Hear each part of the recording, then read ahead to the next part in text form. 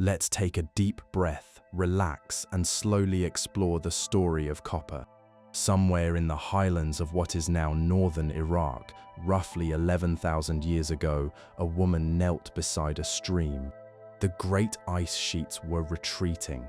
The world was warming, and people were just beginning to settle down, to plant seeds and build small shelters instead of wandering endlessly in search of food. She was likely gathering stones that day, looking for flint to shape into cutting tools or smooth pebbles to use for grinding grain.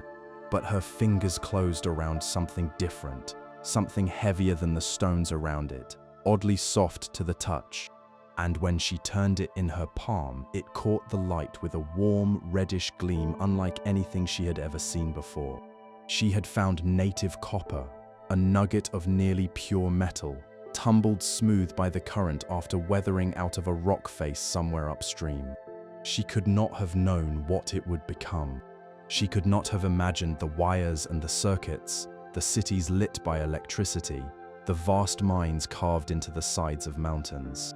All she knew was that this strange stone was beautiful and different and worth keeping. We know she kept it, or someone very much like her did, because archaeologists have found copper objects in the oldest layers of human settlement across the ancient world. One of the most remarkable discoveries came from a cave in the mountains of Iraqi Kurdistan, a place called Shanidar. This cave has been inhabited on and off for roughly 100,000 years. In its upper layers, among the belongings of people who lived there 8,000 or 9,000 years ago, researchers found a small bead made from a green copper mineral. The bead had been drilled through the center, almost certainly to be strung on a cord and worn around the neck. And it had been much worn, its edges smoothed by years of rubbing against human skin, suggesting that whoever owned it treasured it deeply. Here is a detail worth pausing on. The nearest known source of copper to that cave was in what is now central Turkey, roughly 400 kilometers away. That is a very long distance in a world without roads, without pack animals, without wheeled carts. It means that even before anyone understood what copper truly was, before anyone had learned to melt it or shape it into tools, this gleaming reddish stone was valuable enough to be carried hundreds of kilometers across some of the most rugged terrain on Earth. Or perhaps it was traded from hand to hand, passed along networks of exchange between communities separated by weeks of walking. Either way, the story of copper begins not with a mine or a furnace, but with a simple act of recognition, someone reaching into a stream and deciding that this particular stone was worth the trouble of keeping. Native copper is one of the few metals that appears in nature in its pure metallic form. Gold is another, and silver on rare occasions. Most metals are hidden away inside minerals, bonded to other elements, invisible to the eye. But copper sometimes shows itself as it truly is, a soft reddish-orange metal with a distinctive shine that no ordinary stone can match. You can find it in the beds of streams that flow through copper-rich rock, or in veins and nodules exposed on cliff faces. In some places, particularly around the Great Lakes of North America and in the mountains of the Middle East, native copper was once plentiful enough for ancient peoples to collect it in useful quantities. The first thing anyone who picked up a piece of native copper would have noticed, after the unusual color and weight, was that it behaved differently from stone. If you strike a piece of flint, it fractures into sharp edges, which is exactly what makes flint so useful for cutting. But if you strike a piece of copper, it dents, it bends, it flattens, it does not break. For people who had spent their entire lives working with stone and bone and wood, this must have been quietly remarkable. Here was a material that could be shaped by hammering, flattened into thin sheets, drawn out into rough wire, and unlike stone, it would not shatter if you dropped it. The earliest copper objects are simple things, beads and pendants and small pins. They were made by the most basic technique imaginable, which is simply hammering, taking a nugget of copper and pounding it with a stone until it became the shape you wanted.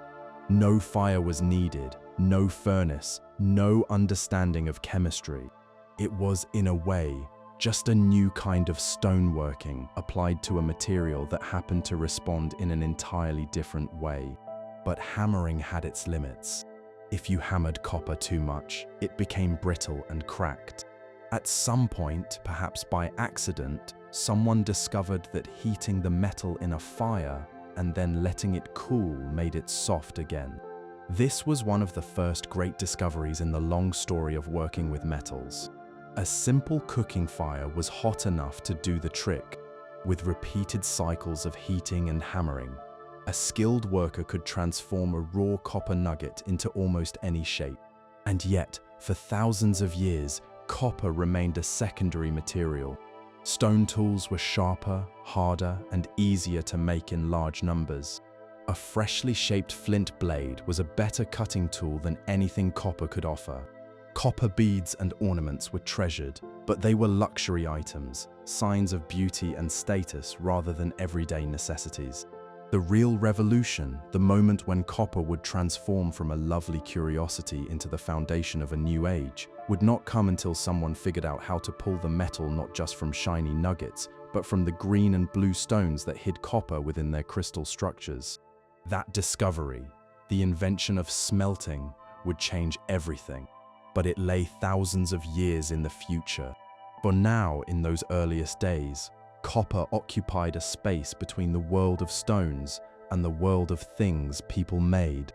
It was a stone that was not quite a stone, a material that hinted at possibilities no one yet fully understood. The woman at the riverbed, turning that strange heavy nugget in her fingers, could not have imagined where it would lead. All she knew was that she had found something beautiful, something worth keeping. And in that quiet moment of recognition, the story of copper, and in many ways the story of human invention itself, began.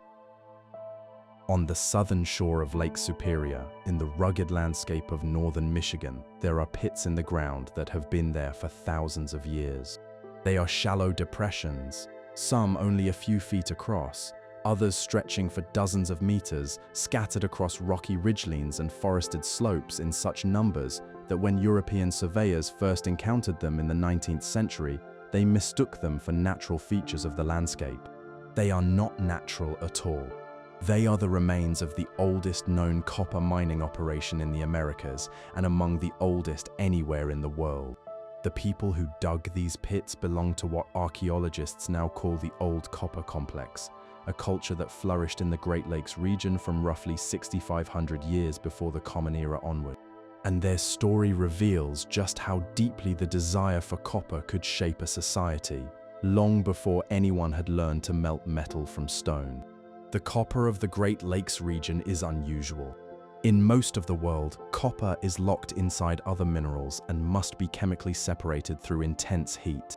But in northern Michigan and on the island of Isle Royale, sitting out in the middle of Lake Superior, copper occurs as pure metal, nuggets and veins, and massive sheets of nearly pure copper embedded directly in the dark volcanic rock. Some of these deposits are enormous. When European Americans arrived in the 1840s, they found individual boulders of pure copper weighing several tons. One famous boulder, pulled from the bed of the Ontonagon River, weighed roughly 3.5 tons and eventually ended up in the Smithsonian Institution in Washington after a rather complicated dispute over who actually owned it. The ancient miners of the Great Lakes could not move boulders that size, but they did not need to. Copper was scattered throughout the region in smaller, more manageable pieces. They used stone hammers, often smooth beach cobbles with grooves carved around their middles for tying to wooden handles to break apart the copper-bearing rock. They also used fire to help crack open large stones, building bonfires against a rock face and then splashing cold water on the heated surface, which caused it to fracture along natural weak points. Picks and scrapers made from bone and antler were used to pry loose the copper fragments from the shattered stone. The work was slow and hard, but it was effective, and over centuries it transformed the landscape into a mining district of remarkable size. The objects they made from this copper are surprisingly varied. Archaeologists have found axes and woodworking tools, spear points and knives, fishhooks and harpoons suited to the fishing life of the Great Lakes, chisels and awls for leatherwork and woodwork, and ornamental pieces like beads, bracelets, and pendants. Some of the spear points are beautifully crafted, with symmetrical outlines and carefully worked edges, showing a level of skill that could only have come from many generations of passed-down knowledge. Certain pieces from a site in Wisconsin, dated to roughly 5,700 years before the Common Era, show that these metalworkers already understood how to shape copper around a form to create a hollow socket for a wooden shaft, a technique that requires real planning and care. But here is where the story takes a quiet turn. Around 3,000 years before the Common Era, after roughly 3,000 years of active copper working, the production of copper tools in the Great Lakes region appears to have declined sharply. The pollution traces left in lake-bottom sediments, which had spiked during the peak of mining activity, dropped back to natural levels. Why this happened is one of the great puzzles of American archaeology. Perhaps the easily reached surface deposits became harder to find. Perhaps cultural values shifted, and copper moved from being an everyday material used for practical tools to a rare and precious substance reserved for ceremony and display. The elaborate copper ornaments found in later burial mounds across the Midwest support this idea, copper becoming rarer, more valuable, and more closely tied to status and spiritual power. Meanwhile, on the other side of the world, a parallel tradition of copper working was unfolding along different lines. In the region stretching from modern Turkey through Iraq and Iran, copper objects begin appearing in the archaeological record from around 9,000 years ago.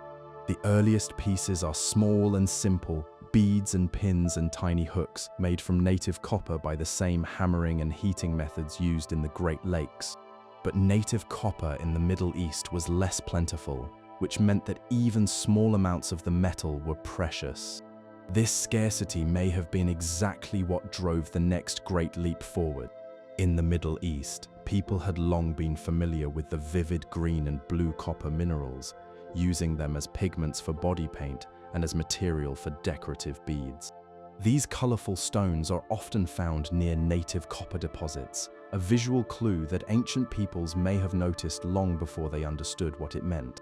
At some point, someone placed one of these green stones into a charcoal fire hot enough to break apart its mineral structure, and what emerged was something no one had seen before, a bead of liquid metal flowing from stone. That moment was the dawn of smelting, and it would change the world forever. But we will save that story for what comes next. For now, in this cold-hammered world, copper remained a material worked entirely in its natural state, shaped by the same basic techniques that had been applied to stone for thousands of years, but responding to those techniques in ways that stone never could. And already, on both sides of the ocean, it was drawing people together, motivating them to dig, to trade, to travel, and to create, all in pursuit of the red metal and its warm, inviting gleam. This era sits between the age of stone and the age of metal, a transitional time when copper objects were becoming more numerous and more skillfully made, even as most everyday tools were still chipped from flint. It was a world of experimentation and quiet discovery, a world where human beings were just beginning to learn what this strange, heavy, gleaming material could do. The seeds of everything that would follow, the furnaces and the mines, the trade routes and the empires, the wires and the generators were planted here, in the hands of patient, anonymous craftspeople who sat beside their fires, heating and hammering and shaping the first metal that humanity learned to call its own. In the rolling hills of eastern Serbia, near a town called Petrovac na Mlavi, there is an archaeological site that looks unremarkable from the surface, just a scatter of broken pottery and stone tools across a plowed field.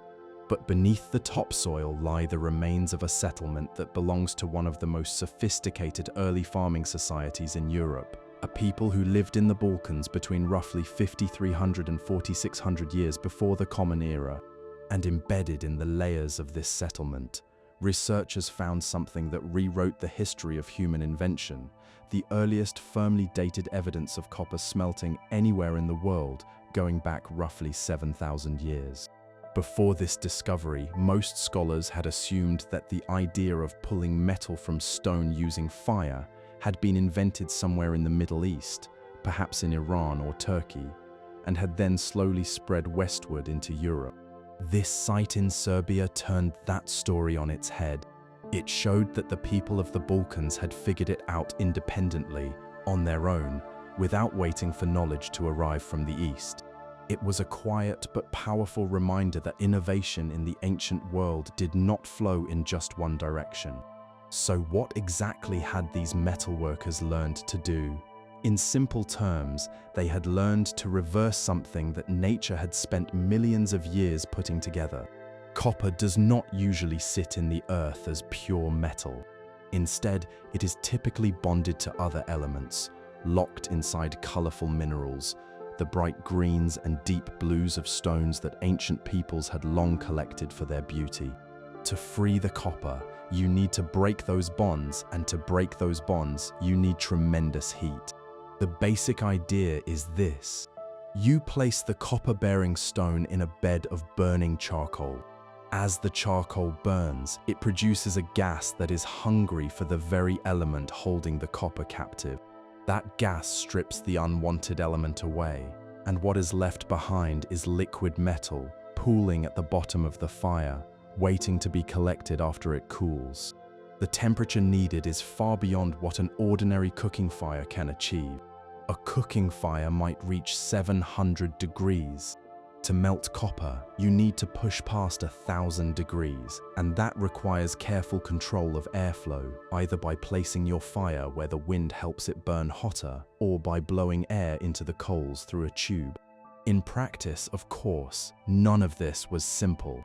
The earliest metalworkers had to solve every problem through trial and error, without any understanding of why things worked the way they did. They had to figure out which rocks contained copper and which did not, though the vivid greens and blues of copper minerals made this easier than it sounds. They had to learn how to build fires that burned hotter than anything they had built before. They had to learn how to keep those fires burning at the right temperature for long enough to finish the job.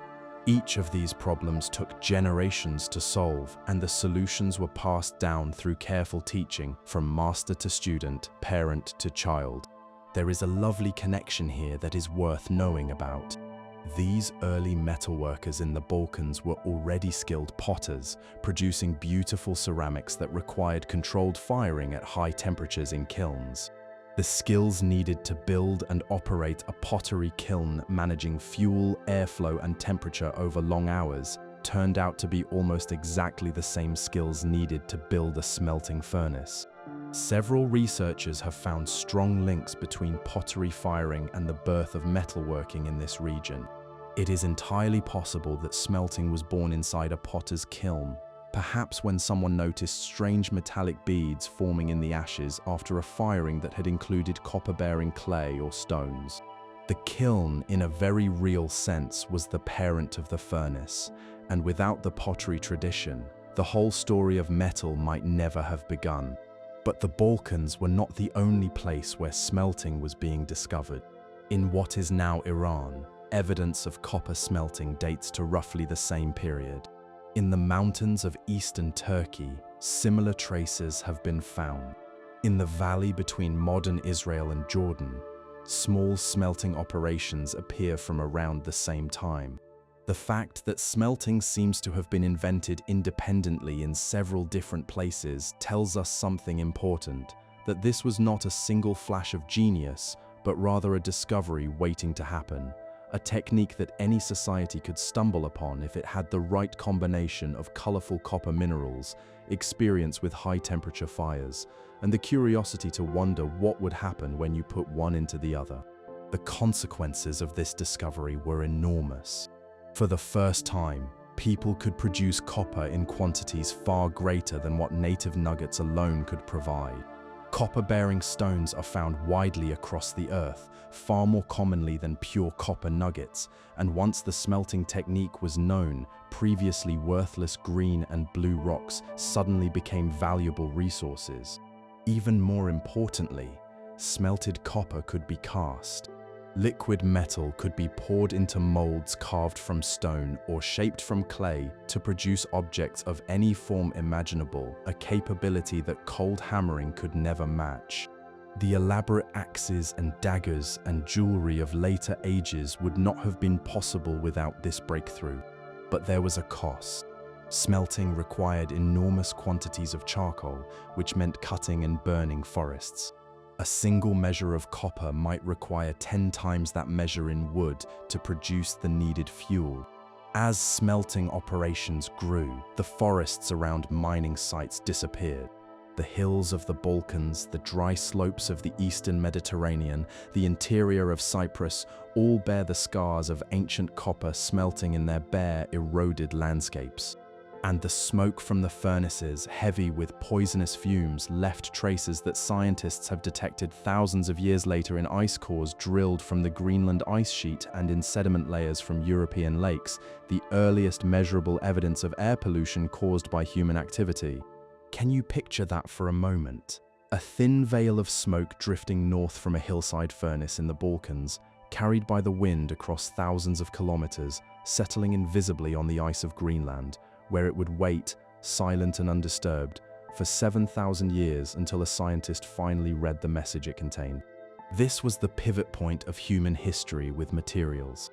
Before smelting, people were limited to what nature provided in ready-made form, stone, bone, wood, and the occasional lucky nugget of metal. After smelting, people could reach into the rock itself and pull out substances that nature had never intended to exist in pure form. It was a kind of transformation, the changing of stone into metal, and it opened a door that could never be closed. Every advance in metalworking that followed, from bronze to iron to steel, would build on this one foundational discovery, this understanding that fire, applied with skill and patience, could unlock the hidden metals sleeping inside the earth. And at the heart of it all was copper, the first metal to yield its secrets to human fire. On a September afternoon in 1991, two German hikers were crossing a high mountain pass in the Alps, near the border between Austria and Italy, when they noticed something protruding from the ice at the edge of a retreating glacier. At first, they thought it was the remains of a modern mountaineer, one of the many climbers who have perished in those cold, unforgiving peaks over the centuries. But as the body was carefully freed from its icy tomb over the following days, it became clear that this was no recent casualty. The man had been dead for over 5,000 years. He had lain frozen since roughly 3,300 years before the Common Era, preserved in remarkable detail by the cold and the altitude. And he carried with him a collection of belongings that opened an extraordinary window into life during the Copper Age in Europe. The man was quickly given the name Otzi, after the mountain range where he was found. He was roughly 45 years old at the time of his death, about 5 feet 3 inches tall, and he had been killed by an arrow that struck him in the left shoulder. His final hours appear to have been violent. In addition to the arrow wound, he had cuts on his hands, the kind of defensive wounds that come from a struggle, and a blow to the head that may have been the final cause of death. His last meal, eaten about 2 hours before he died, included wild goat meat, a type of ancient wheat, and traces of fern. He was a real person with a real life, and the manner of his death told us something important about the Copper Age, that for all its advances, it was also an era of violence, of conflict over resources or territory or power. But it was not the story of his death that made Otzi famous around the world. It was what he carried. Among his possessions was a beautifully crafted axe with a blade made of almost pure copper. The blade was about the length of your hand, cast in an open mold and bound to a handle of yew wood with leather straps and a strong adhesive made from birch bark. Testing revealed that the copper was astonishingly pure, over 99%, with only tiny traces of other elements. And then came the most surprising discovery of all. Researchers expected the copper to have come from one of the alpine mining sites known to have been active during that period. Instead, chemical analysis showed clearly that the copper had originated in the mines of southern Tuscany, roughly 500 kilometers to the south. This was a striking finding. It meant that either the raw copper itself or the finished axe had traveled an enormous distance, crossing the entire Italian peninsula from the rolling hills of Tuscany to the high snowy passes of the Alps.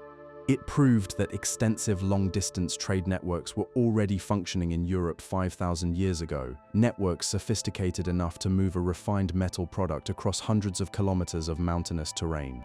There was another clue hidden in Otzi himself. Analysis of his hair showed unusually high levels of a toxic element that is commonly found in certain copper ores.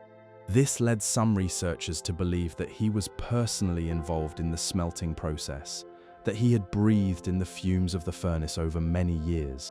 If that is true, then Otzi was not merely a user of copper tools, but a maker of them, a coppersmith who both produced and carried the metal that defined his era.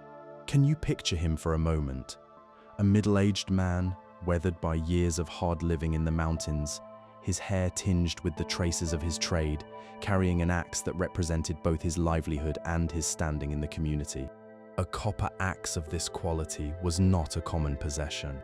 The skill and effort required to produce it, the smelting of the ore, the casting of the blade, the careful selection of the yew wood handle, all of this suggests that this was a prestige object, something that marked its owner as a person of means. Studies of Copper Age burials across Europe confirm this pattern. Graves that include copper objects tend to be richer overall, containing more goods and more elaborate structures than graves without copper. The metal was already functioning as a visible sign of wealth and power, a marker that separated those who had it from those who did not. The world Otzi inhabited was one of rapid change. The pioneering metalworking cultures of the Balkans, which had invented smelting more than 1,000 years before his time, had by then faded, possibly worn down by the environmental damage their own furnaces had caused. But the knowledge they had developed did not vanish. It spread outward in all directions, carried by traveling craftspeople, migrating communities, and expanding trade routes. By the time of Otzi, copper working was established across a wide sweep of Europe, from Spain to the Balkans, from the British Isles to the islands of the Aegean. In what is now Bulgaria, on the shores of the Black Sea, archaeologists uncovered a cemetery dating to roughly 4,500 years before the Common Era, over 1,000 years before Otzi. The cemetery at Varna contained more than 300 burials, many of them filled with gold and copper objects of breathtaking quality. One grave held the remains of a man buried with more gold than had been found at any other site of comparable age anywhere in the world, over 1.5 kilograms of gold jewelry. But copper was also present in abundance, in the form of tools, ornaments, and ritual objects, showing that both metals were central to the ceremonial life of these communities. The Varna burials are powerful evidence of a society with sharp divisions between rich and poor, where access to metals defined the boundary between the powerful and the powerless. Across Europe, different regions developed their own styles of copper working, shaped by local geology, local traditions, and local levels of skill. In southeastern Spain, a fortified settlement served as both a living community and a center for metalworking. In North Wales, miners dug an extensive network of tunnels using stone tools and fire, creating one of the most far-reaching prehistoric mines in Europe, stretching for kilometers underground. The Copper Age was, in a sense, the adolescence of metalworking. The basic techniques of smelting and casting had been discovered, but they had not yet reached their full potential. The great alloys that would define the next era, bronze above all, were still being born. Furnaces were small, production was limited, and most everyday tools were still chipped from stone. But the direction was clear. Copper was becoming more central to human life with every passing century, and the demand for it was driving changes in mining, trade, and the very structure of society that would lay the foundation for the civilizations to come. Otzi stands at the threshold of that transformation, a man of the Copper Age, living in a world still largely made of stone, but being reshaped, steadily and irrevocably, by the red metal he carried in his hand. In the punishing heat of a desert valley, roughly 30 kilometers north of the modern resort city of Eilat on the Red Sea, there is a landscape that has been scarred by mining for at least 7,000 years. The valley is framed by red sandstone cliffs streaked with green, the unmistakable color of copper minerals staining the rock. When an American archaeologist first explored this place in the 1930s, he was so struck by the scale of the ancient workings that he gave it a romantic name, calling it King Solomon's Mines. Later research would complicate that connection to the biblical king, but the essential truth behind the name has only grown stronger with time. This valley, known as Timna, was one of the most important copper-producing places in the ancient world. Over the decades, researchers have discovered roughly 10,000 individual mines and smelting camps scattered across the valley, along with furnaces, heaps of waste material, rock carvings, temples, and an Egyptian mining sanctuary. The sheer scale of this operation is worth pausing on. This was not a handful of people chipping at rocks. This was an organized, centrally managed enterprise that drew workers and resources from across the region and produced copper for export throughout the Eastern Mediterranean and beyond. The earliest mining at Timna dates to the period when people were just learning to smelt 5,000 or 6,000 years ago. But the operations reached their peak during two main periods, one under Egyptian influence and one during the early Iron Age. During the Egyptian period, around 1300 years before the Common Era, the miners built a temple dedicated to their patron goddess, a deity associated with beauty, music, and mining. She was called the Lady of the Malachite country, and her temple stood at the heart of the mining district, a place where workers could seek divine protection before descending into the dangerous darkness of the tunnels. Small offerings found at the temple, copper figurines, and carved stones tell us that these miners took their faith seriously. More recent archaeological work has revealed that during the Iron Age, the smelters at Timna achieved a rather remarkable level of skill. The waste material they left behind shows copper losses as low as 0.5%, meaning they were extracting nearly all the metal from the ore they processed. That is a figure that would impress even a modern engineer. The workers during this period appear to have been skilled professionals rather than forced laborers. Their diet included imported fish and grapes from the Mediterranean coast, luxuries that suggest they were valued and well provided for. But the success of Timna came at a heavy environmental cost. Smelting requires vast quantities of charcoal, which means cutting and burning trees.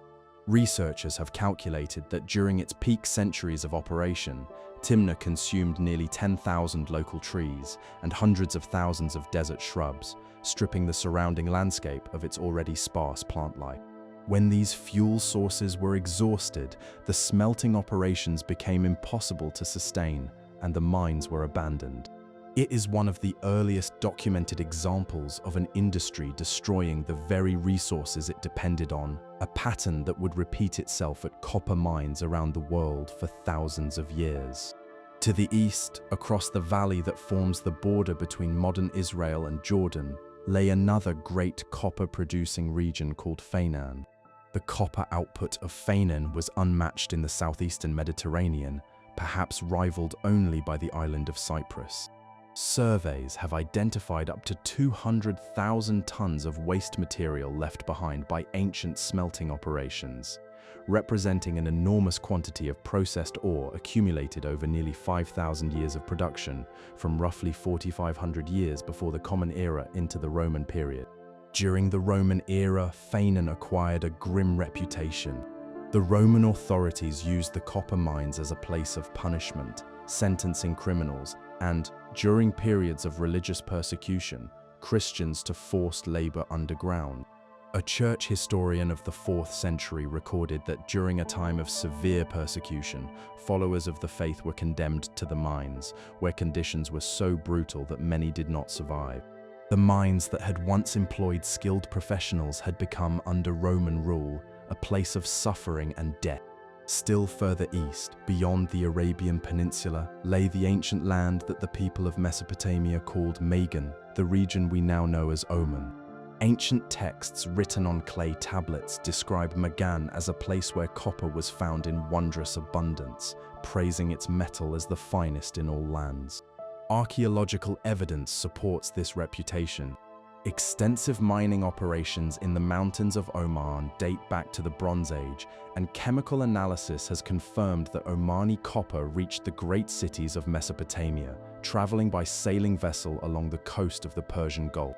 The trade routes that connected these mining regions to the great civilizations of the ancient world were among the earliest long-distance commercial networks in human history. Copper, heavy and valuable, was one of the main reasons these routes existed at all. It traveled by donkey caravan across the deserts, by boat along the coasts, and by river barge along the great rivers of Mesopotamia. Moving copper from mine to market was an expensive and complex undertaking that required roads, security, diplomats, and all the organizational skills of an established state. The human cost of this enterprise was also real.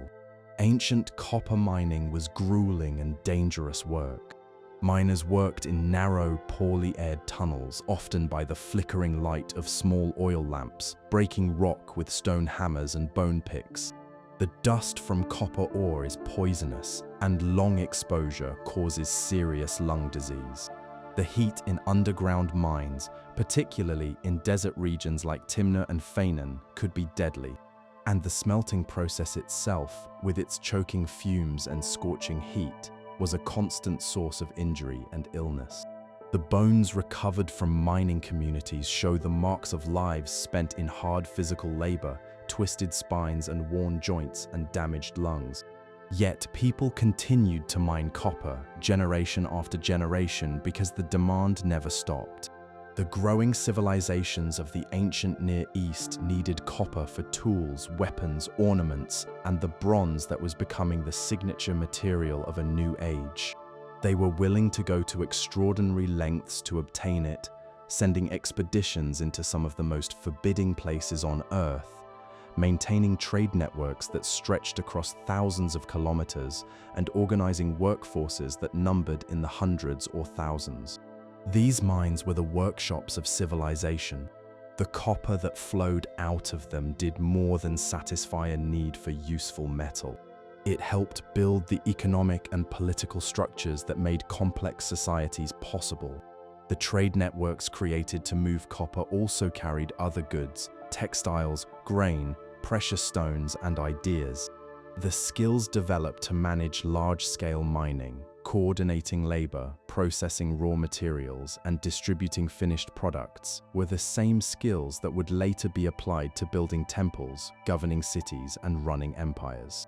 And so the mines of the ancient Near East stand as something more than just holes in the ground. They were the places where the catalytic relationship between copper and civilization first took its full shape, deep in the hot, dark tunnels of the desert rock. In the workers' village at Giza, just south of the Great Pyramid, archaeologists have found the remnants of a vast support operation that fed, housed, and equipped the thousands of laborers who built the most famous monument in the ancient world. Among the debris of daily life, the broken pottery and fish bones and bread molds, they found something that tells us exactly how those enormous limestone blocks were cut and shaped and fitted together with such precision: copper tools, copper chisels, copper saws, copper drills, copper picks.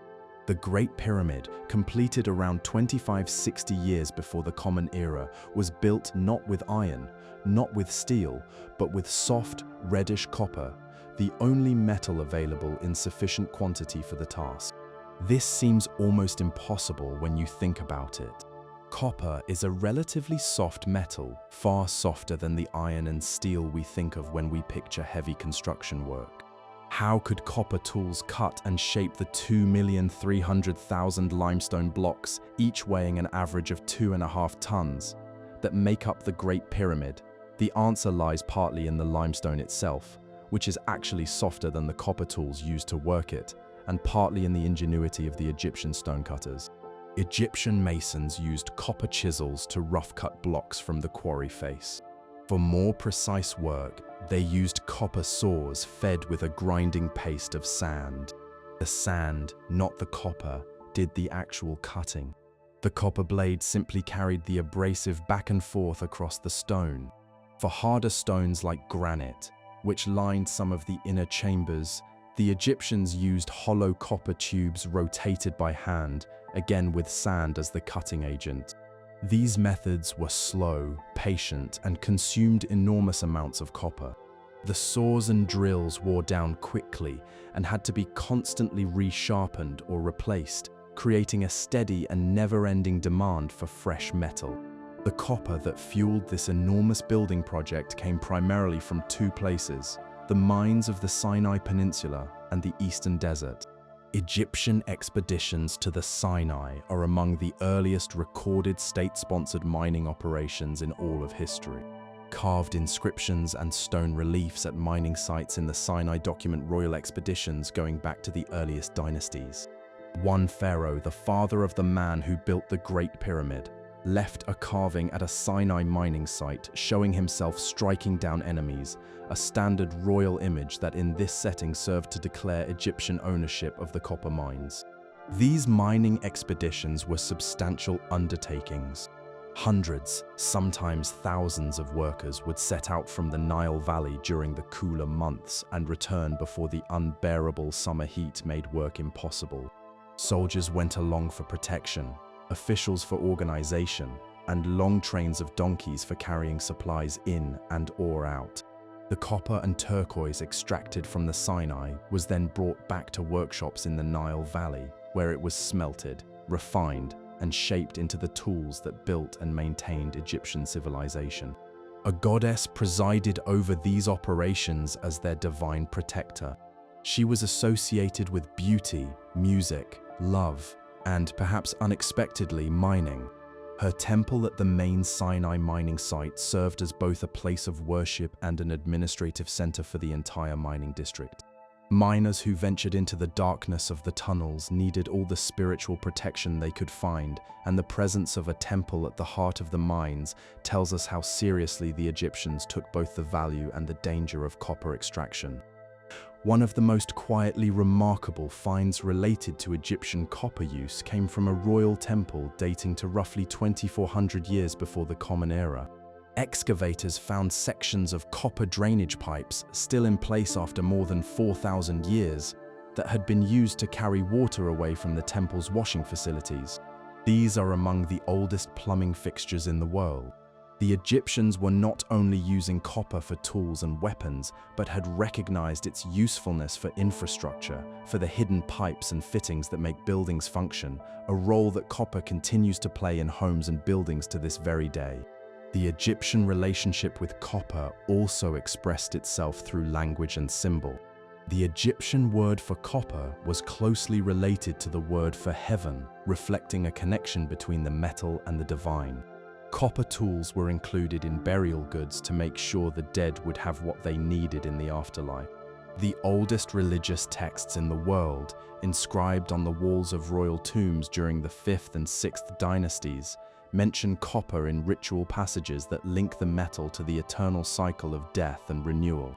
By the time of the New Kingdom, roughly 1550 to 1070 years before the Common Era, Egypt's need for copper had grown enormously. Military campaigns required bronze-tipped spears and arrows. Temple construction demanded a constant supply of copper tools. The daily life of the wealthy called for bronze mirrors, razors, and fine vessels. The Sinai mines alone could not provide enough, and Egypt became increasingly dependent on imported copper, particularly from the island of Cyprus, which by this time had become the dominant copper producer in the Eastern Mediterranean. The diplomatic letters found at a site called Tel El Amarna give us a vivid picture of this dependence. In these letters, exchanged between Egyptian pharaohs and other rulers in the 14th century before the Common Era, the king of Cyprus writes to the pharaoh promising shipments of copper and apologizing for delays caused by a plague that had devastated his island and disrupted the mines. Other letters show the pharaoh requesting copper from the kings of Babylon and other great powers, and complaining when the quantities delivered fell short of expectations. These letters reveal a world in which copper was as important to international relations as any modern strategic resource, a substance over which alliances were formed, favors were traded, and tempers were lost. The sheer volume of copper consumed by the Egyptian state over 3,000 years of civilization is difficult to grasp. Building a single major temple might use several tons of copper just for the stone-cutting tools. Equipping an army with bronze weapons and chariot fittings required far more. And the daily needs of millions of ordinary people, the farming tools, the household implements, the fishing hooks and needles of everyday life added a steady and unending demand. The story of copper in Egypt is the story of a civilization that was literally built with copper tools, sustained by copper trade, and deeply invested in copper's beauty and meaning. Without this one soft reddish metal, the pyramids could not have risen, the temples could not have been carved, and the trade networks that connected Egypt to the wider world would have taken a very different shape. Copper was not merely a material of Egyptian civilization, it was one of its foundations, as essential to the achievement of the pharaohs as the great river Nile itself. In the summer of 1982, a Turkish sponge diver was working off the coast of southwestern Turkey when he spotted something on the seafloor that would change our understanding of the ancient world. Lying on a steep underwater slope at a depth of roughly 50 meters were the remains of a ship that had sunk around 1300 years before the Common Era, carrying one of the richest cargoes ever discovered from that age. Among its treasures were jewelry, carved ivory, exotic hardwoods and glass, along with artifacts from at least 7 different cultures. But the most significant cargo, by weight and by value, was copper, 10 tons of it, cast into a shape that had become the standard unit of trade across the ancient Mediterranean. These copper pieces were shaped like flattened animal hides, roughly rectangular with 4 handles sticking out at the corners, and each one weighed about 29 kilograms, just enough for a single man to carry. Chemical analysis confirmed what scholars had long suspected. The copper came from the island of Cyprus. This was no surprise. By 1300 years before the Common Era, Cyprus was the undisputed copper capital of the ancient world, producing so much of the metal that its very name became a word for it. And this is a detail worth savoring because it is still with us today. The English word copper comes from the Latin word cuprum, which itself came from an earlier phrase meaning metal from Cyprus. The connection between the island and the metal is ancient and deep. For the civilizations of the Bronze Age, Cyprus and copper were, for all practical purposes, the same thing. The copper deposits of Cyprus are concentrated in a mountain range in the center of the island, a range of volcanic origin where ancient ocean floor was pushed up above sea level by the slow grinding of the Earth's plates millions of years ago. The copper-bearing rock within these mountains is abundant.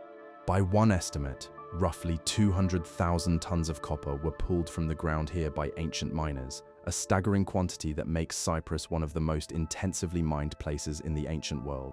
Around 2,300 years before the Common Era, copper mining on Cyprus reached what can only be described as an enormous scale.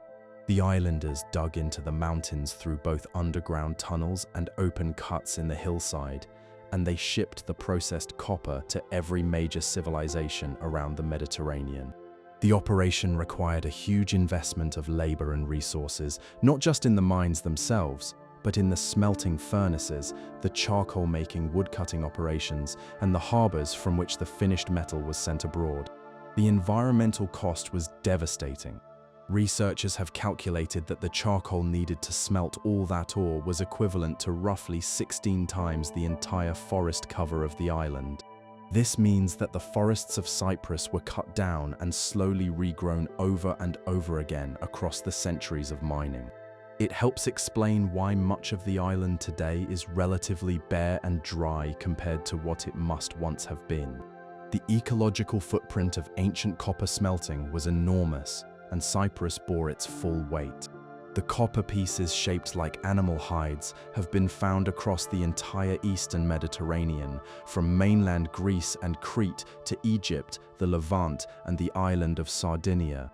Their standardized shape and weight suggest a well-organized trading system with agreed-upon rules for measuring and exchanging copper. The shipwreck discovered by that Turkish diver alone contained over 350 of these pieces, representing a single cargo worth a fortune by ancient standards. The ship also carried goods from many different cultures, showing that copper trade was woven into a broader web of commerce that connected all the major civilizations of the late Bronze Age.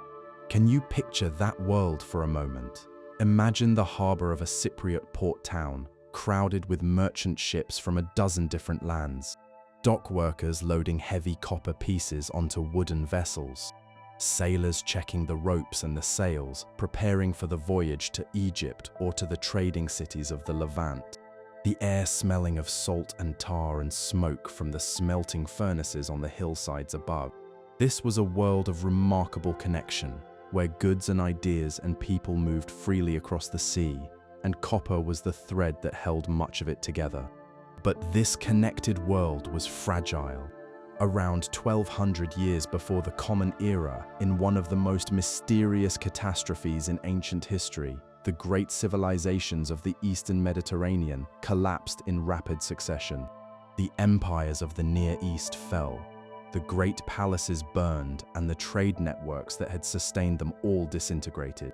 The causes are still debated: climate change, famine, invasion, internal upheaval, or perhaps some combination of all of these. Whatever the reason, the collapse disrupted the copper trade on which these civilizations had depended, and Cyprus, sitting at the center of that trade, was caught in the storm. The island did not stop producing copper. Mining and smelting continued into the Iron Age, and the Phoenician traders who filled the commercial gap left by the collapse established a presence on Cyprus and kept exploiting its copper for their expanding network of colonies and trade routes. The Romans, too, mined the island's copper, stamping their ingots with the mark of the state. But the scale and the ambition of the Bronze Age operations were never fully restored. The golden era of Cypriot copper, the age of the great trade ships and the standardized ingots, had passed. What remained was the name. Embedded in the Latin language and carried forward through the centuries, it became a permanent reminder that this small Mediterranean island had once been the copper center of the known world. Today, the ancient mines are mostly exhausted, and the island's economy has moved on to other things. But the legacy of its copper wealth is everywhere, in the museums that house the ancient artifacts in the bare hillsides of the mountains, and in the very word that we use, in English and in dozens of other languages, to name the metal that was once the island's greatest gift to civilization. In 1848, a surveyor named Samuel Knapp was exploring the forests of northern Michigan when he stumbled across something that stopped him in his tracks. In a shallow depression in the forest floor, half buried in centuries of fallen leaves and accumulated soil, lay a massive boulder of pure copper weighing several tons. Around it, he found stone hammers, wooden supports, and unmistakable signs of mining activity that was clearly very old. But what struck him most was the sheer scale of what he was looking at. Across the ridgelines and valleys of the Keweenaw Peninsula and on nearby Isle Royale out in the middle of Lake Superior, there were thousands of similar pits, the remnants of a mining operation that had been carried out for thousands of years by people whose very existence had been forgotten. We touched on the old copper complex earlier in our story, but now let us spend a little more time with the broader copper traditions of the Americas, because they are some of the most remarkable and least well-known chapters in the history of this metal. For roughly 5,000 years, from about 6,500 years before the Common Era to around 1,000 years before the Common Era, the native peoples of the Upper Great Lakes mined, shaped, and traded copper on a scale that has no parallel anywhere else in the ancient Americas. The copper they pulled from the earth was extraordinarily pure, often over 95%, and they fashioned it into an impressive variety of tools, weapons, and ornamental objects. The mining operations themselves were substantial.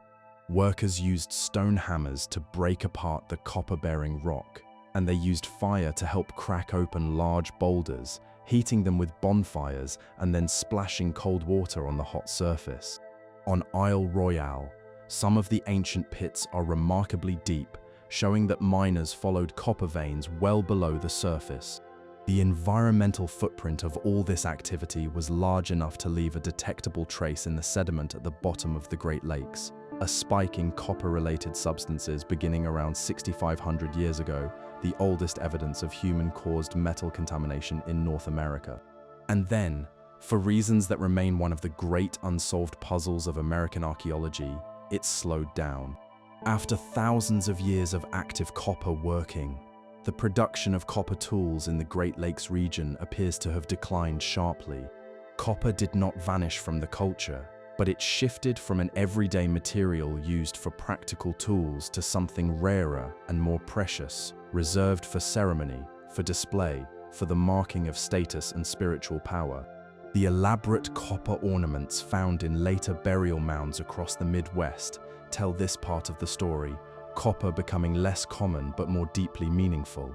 Now let us travel far to the south, to the western coast of South America, where a completely independent tradition of copper metalworking was developing along very different lines. The Moche people, who flourished on the northern coast of what is now Peru from roughly 200 years before the Common Era to 600 years after it, produced some of the most technically sophisticated metalwork of the ancient Americas. Unlike the Great Lakes peoples, the Moche were fully capable smelters and casters working with copper, gold, silver, and a range of combinations. Their most distinctive invention was a blend of copper and gold that could be treated in a clever way.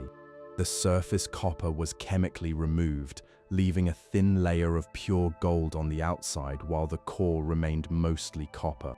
The result was an object that appeared to be solid gold, but was in fact largely copper, a piece of metallurgical cleverness that speaks to both the technical skill and the cultural values of the Moche. They also developed a technique in which copper objects were dipped into special solutions containing dissolved gold or silver, causing a thin precious layer to form on the surface. These are remarkably advanced methods that would not be independently developed in Europe until centuries later. The metallurgical traditions of the Moche were inherited and refined by the Chimu people, who dominated the same coastal region from roughly 900 to 1470 of the Common Era. Chimu metalworkers operated specialized workshops divided into separate areas for different techniques: plating, stamping, casting, and fine decorative work. The range of objects they produced was extraordinary: cups and knives and figurines, bracelets and crowns, and elaborate ceremonial pieces. Copper was the foundation of their craft, the everyday metal from which most things were made and onto which precious metals were applied. In Mesoamerica, copper arrived relatively late, appearing in the record around 800 years of the Common Era, probably brought through trade connections with South America. Metalworking in this region focused mainly on bells, a distinctive type of object that spread throughout the area and was associated with religious ritual and the display of power. The bell-making tradition of Western Mexico developed its own character after the metal was first introduced, producing instruments of surprising quality and refinement. The copper traditions of the Americas were diverse, inventive, and entirely independent of anything happening on the other side of the world. The peoples of the Great Lakes, the Andes, and Mesoamerica all discovered the properties of copper and developed their own ways of working it without any contact with the parallel traditions unfolding in Africa, Asia, and Europe. This remarkable coming together of separate discoveries underscores the universal appeal of copper as a material. Wherever it was found, people were drawn to it. Wherever it was available, they found ways to shape it, use it, and weave it into the fabric of their lives. When European explorers arrived in the late 15th century, they found copper in use from the frozen north to the tropical south. They found copper ornaments on the leaders of Great Lakes nations, copper tools in Andean workshops, and copper bells in the temples of Mesoamerican cities. The vast deposits of native copper on the Keweenaw Peninsula would one day become the basis for one of the great mining booms of the 19th century. But that story, with all its drama and heartbreak, belongs to a later chapter. For now, the copper of the Americas remained in the hands of the people who had first discovered it, worked it, and given it meaning, centuries before any European ever set foot on the continent. In 1973, workers at a modern copper mine near the city of Daya in central China broke through into an ancient tunnel they had not been expecting to find. As they carefully explored the underground space, they realized they had stumbled upon the remains of a mine that had been operating for well over 1,000 years before it was finally abandoned. The site contained a complex network of vertical shafts and horizontal tunnels extending for hundreds of meters, all dug by hand through solid rock. Over the course of its long life, this single mine had produced an estimated 80,000 tons of copper, feeding one of the most extraordinary copper-using civilizations in all of human history. China's relationship with copper is unlike that of any other great civilization. While most cultures valued copper mainly as a practical metal, the raw material for tools and weapons, and eventually electrical wire, the Chinese elevated copper in the form of bronze to the very highest levels of ritual, political, and artistic meaning. The bronze vessels of the Shang dynasty, produced between roughly 1600 and 1046 years before the Common Era, are among the most sophisticated cast metal objects ever created by any people anywhere, and their production required copper on an almost unimaginable scale. These vessels were not simply beautiful objects. They were sacred. They were used in ceremonies to honor ancestors and communicate with the spirit world, and their possession was inseparable from political power. The right to cast bronze ritual vessels was reserved for the ruling families, and the number and size of the vessels a family owned reflected its rank. The most elaborate pieces are enormous. The largest ancient bronze vessel ever found weighs roughly 830 kilograms, and producing it would have required the melting of hundreds of kilograms of copper and tin at once. But China's copper story extends far beyond ritual vessels. Perhaps the most far-reaching Chinese invention involving copper was something you could hold between your fingers, the cash coin, a round coin with a square hole in the center.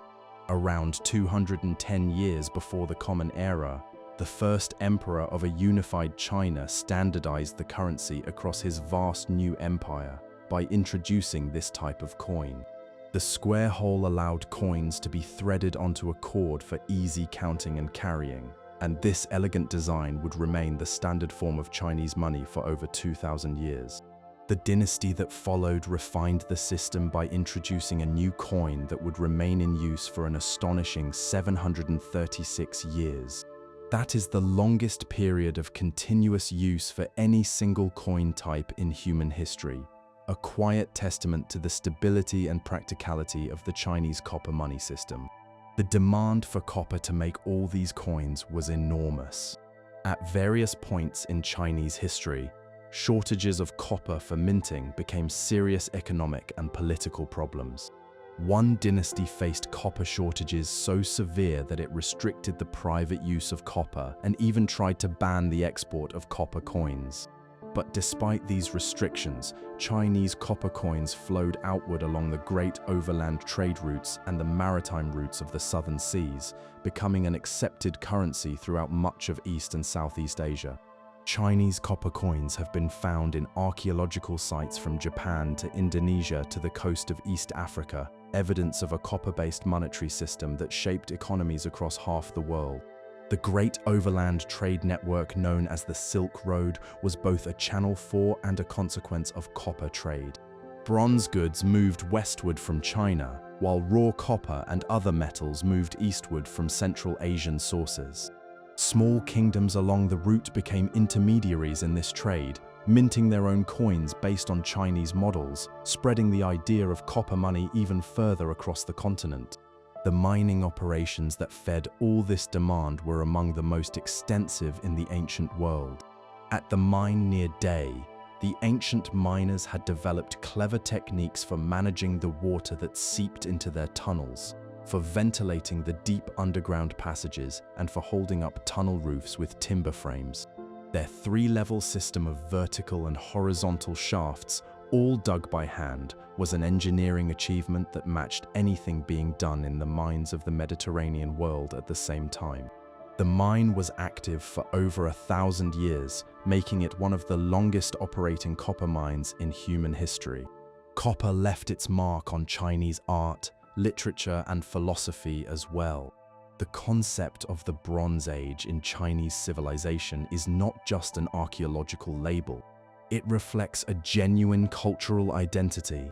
The Shang and Zhou dynasties are remembered as the ages of bronze, periods when the mastery of copper and its alloys defined the character of Chinese civilization itself. The ancient vessels are treated as national treasures today, housed in the finest museums, studied and admired by scholars, and reproduced by artists who carry on the tradition. And China's relationship with copper has not faded with time. Today, China is the world's largest consumer of copper, importing massive quantities to support its manufacturing, construction, and electronics industries.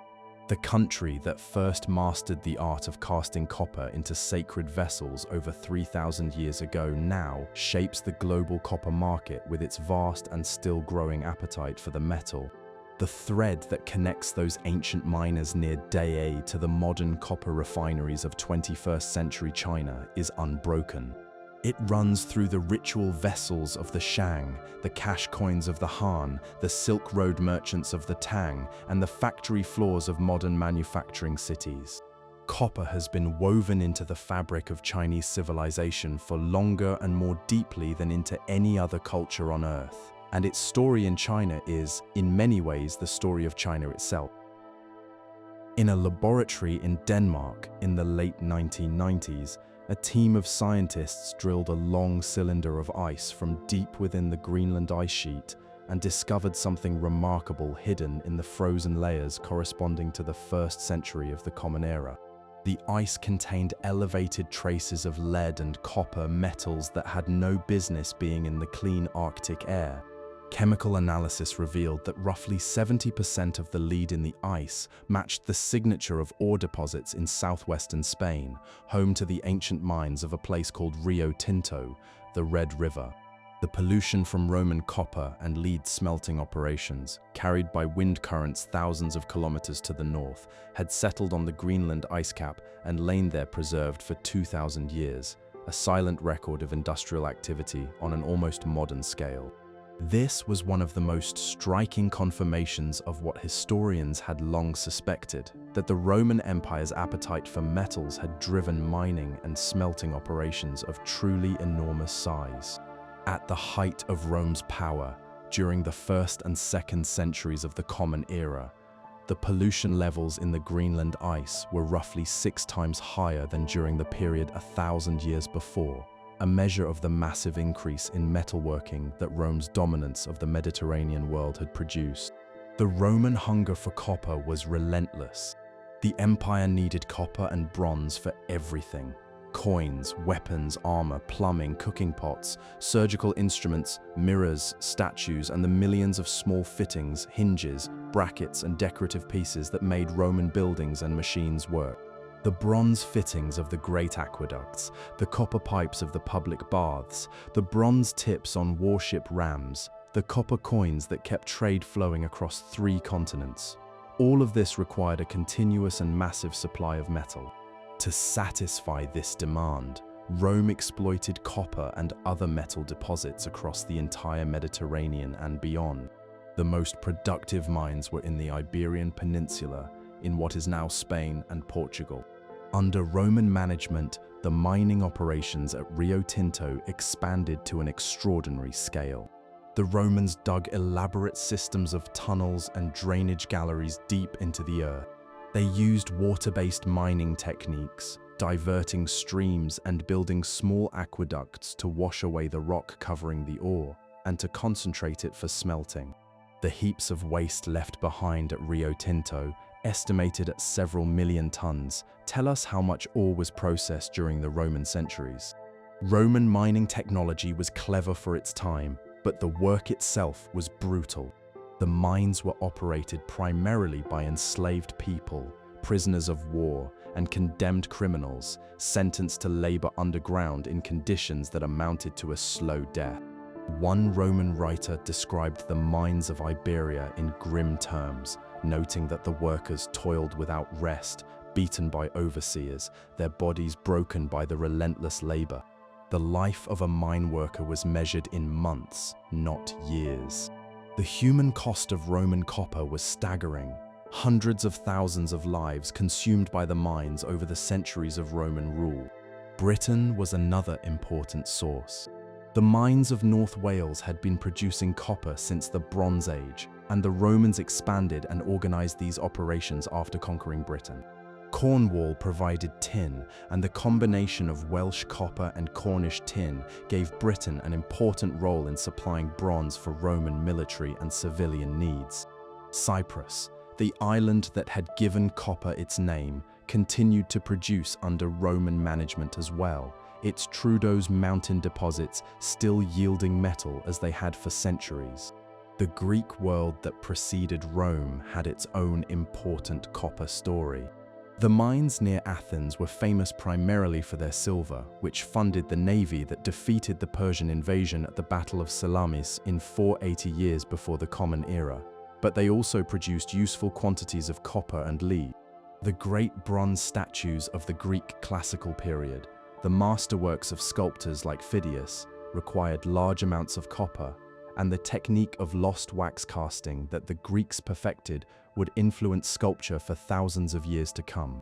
The Romans inherited Greek metalworking knowledge and expanded it enormously. Roman engineers built improved smelting furnaces and pioneered the use of water wheels for draining mines, allowing them to dig deeper than had ever been possible before. But the environmental legacy was devastating and long-lasting. The Greenland ice core data shows that lead pollution peaked at the height of the Roman Empire and then dropped sharply after a terrible plague struck in 165 of the Common Era, killing millions across the empire. The plague reduced the workforce available for mining, and pollution levels fell to pre-Roman levels, staying low for roughly 500 years. This connection between plague and pollution is a stark reminder of how tightly human activity and environmental damage were already linked 2,000 years before the factories of the Industrial Revolution. The landscape around Roman mining sites still bears the scars. At Rio Tinto, the river itself runs red with iron-rich water seeping from the ancient workings, giving it the name that means Red River. The barren, otherworldly landscape of the Rio Tinto Valley has even been studied by scientists as a stand-in for the surface of Mars. In Cyprus, the stripped slopes of the mountains testify to centuries of wood-cutting for charcoal. In Britain, the ancient mine shafts remain visible in the land, monuments to an extractive industry that began in the Bronze Age and peaked under Roman management. The Roman copper economy was, in many ways, a preview of the modern global mining industry. It featured large-scale extraction, long-distance trade, environmental damage on an enormous scale, and the exploitation of human labor under terrible conditions. The copper that flowed through the Roman world made possible the infrastructure, the military power, and the everyday conveniences that defined Roman life. But it came at a price, measured in stripped hillsides, poisoned rivers, and the countless lives of enslaved workers that the Romans themselves rarely chose to acknowledge. The Greenland ice cores, those silent witnesses to the pollution of an empire, tell the story that the Romans never told about themselves. And as we move forward in our journey, we will see this pattern repeat itself, the pursuit of copper bringing both progress and devastation in land after land, century after century. In 1822, a farmer ploughing his field near a village in central India struck something hard beneath the soil. As he cleared away the earth, he uncovered a collection of copper objects that would turn out to be one of the largest hoards of prehistoric metalwork ever found on the Indian subcontinent. The hoard contained over 400 copper items, flat axes and rings and various tools, weighing a combined total of roughly 500 kilograms. It was a staggering amount of metal buried in one place, and it raised immediate questions. Who had buried it? When and why? That find was not unique. Across a broad sweep of northern and central India, from the river plains of the north to the high plateau of the south, farmers and construction workers have been turning up similar collections of copper objects for over 2 centuries. These finds, taken together, represent one of the most intriguing and poorly understood chapters in Indian prehistory. The objects date primarily to the first half of the second millennium before the Common Era, and they include a distinctive set of forms: flat axes, harpoons, double-headed axes, small human figures, and swords with unusually shaped grips. These copper hoards are connected to the broader cultural world of the Indus Valley, the civilization that built the great cities of the river plains during the 3rd and 2nd millennia before the Common Era. The hoards seem to date to the period when those great cities were in decline, when the carefully planned streets and sophisticated drainage systems of the urban centers were giving way to smaller, simpler settlements. The buried copper may represent the hidden treasures of traveling metalworkers, the stored wealth of local leaders, or offerings made for spiritual reasons. Scholars have debated the question for decades, and no one has settled the matter. The copper for these hoards came mainly from the mines of Rajasthan in northwestern India. The mining region there lies within the Aravalli Range, one of the oldest mountain chains on Earth, and its copper deposits have been worked since at least 3,000 years before the Common Era. Objects found at the great cities of the Indus Valley have been chemically matched to the Rajasthan ores, establishing a clear link between the mines and the civilization they helped to build. The people of the Indus Valley were themselves skilled metalworkers. Excavations at their cities have uncovered smelting furnaces, clay molds for casting copper objects, and finished pieces ranging from simple tools to elaborate ornaments. At one site, archaeologists recovered copper objects inscribed with the distinctive script of the Indus Valley, still undeciphered to this day. These inscribed copper pieces are among the earliest known examples of writing on metal in South Asia, a quiet reminder that copper served not only as a material for tools, but as a surface for recording human thought. India's copper traditions extended far beyond the Indus Valley. In the south of the subcontinent, copper was being worked from at least the 2nd millennium before the Common Era, with distinctive regional styles developing in what are now Kerala, Tamil Nadu, and Karnataka. The megalithic cultures of South India, which flourished over more than 1,000 years, produced a variety of copper and bronze objects, swords and daggers, and ritual vessels that reflect both local creativity and the influence of long-distance trade. One of the most important contributions of Indian copper culture to the broader story of civilization is something you might not expect: the copper plate inscription. Beginning in the early centuries of the Common Era, Indian rulers began recording their official acts on thin sheets of copper. Land grants, tax exemptions, donations to temples, and other royal declarations were carefully engraved on copper plates, which were then stacked together and sealed with a royal stamp. Thousands of these inscriptions have been discovered across the subcontinent over the centuries, and they form one of the most important sources of historical knowledge for the entire medieval period of Indian history. The choice of copper for these records was deliberate and wise. Copper resists the decay that destroys paper and palm leaves in the warm, humid climate of South Asia. It is durable enough to survive centuries of burial or storage, and it is soft enough to be marked with a metal pen. Unlike stone, which is too heavy to move, copper plates could be carried, stored, and protected. The durability of copper as a recording surface has, in a very real sense, preserved the history of India in a way that no other material could have done. Without these copper plates, vast stretches of Indian history would be virtually unknown to us today. India also played a significant role in the great trading networks of the Indian Ocean, networks that connected South Asia with Southeast Asia, East Africa, and the Middle East. Indian copper, along with iron, textiles, and spices, was among the goods that traveled these maritime routes, reaching ports as far away as the Swahili coast and the islands of Indonesia. The copper vessels and bronze statues made by Indian craftsmen were prized throughout the Indian Ocean world for their quality and artistry. And then there are the temple bronzes of South India, some of the finest achievements of Indian art. The sculptors of the Chola dynasty, working between the 9th and 13th centuries of the Common Era, produced bronze figures of extraordinary beauty and technical skill. The most famous of these is the dancing form of the god Shiva, one of the most recognized images in all of Indian art.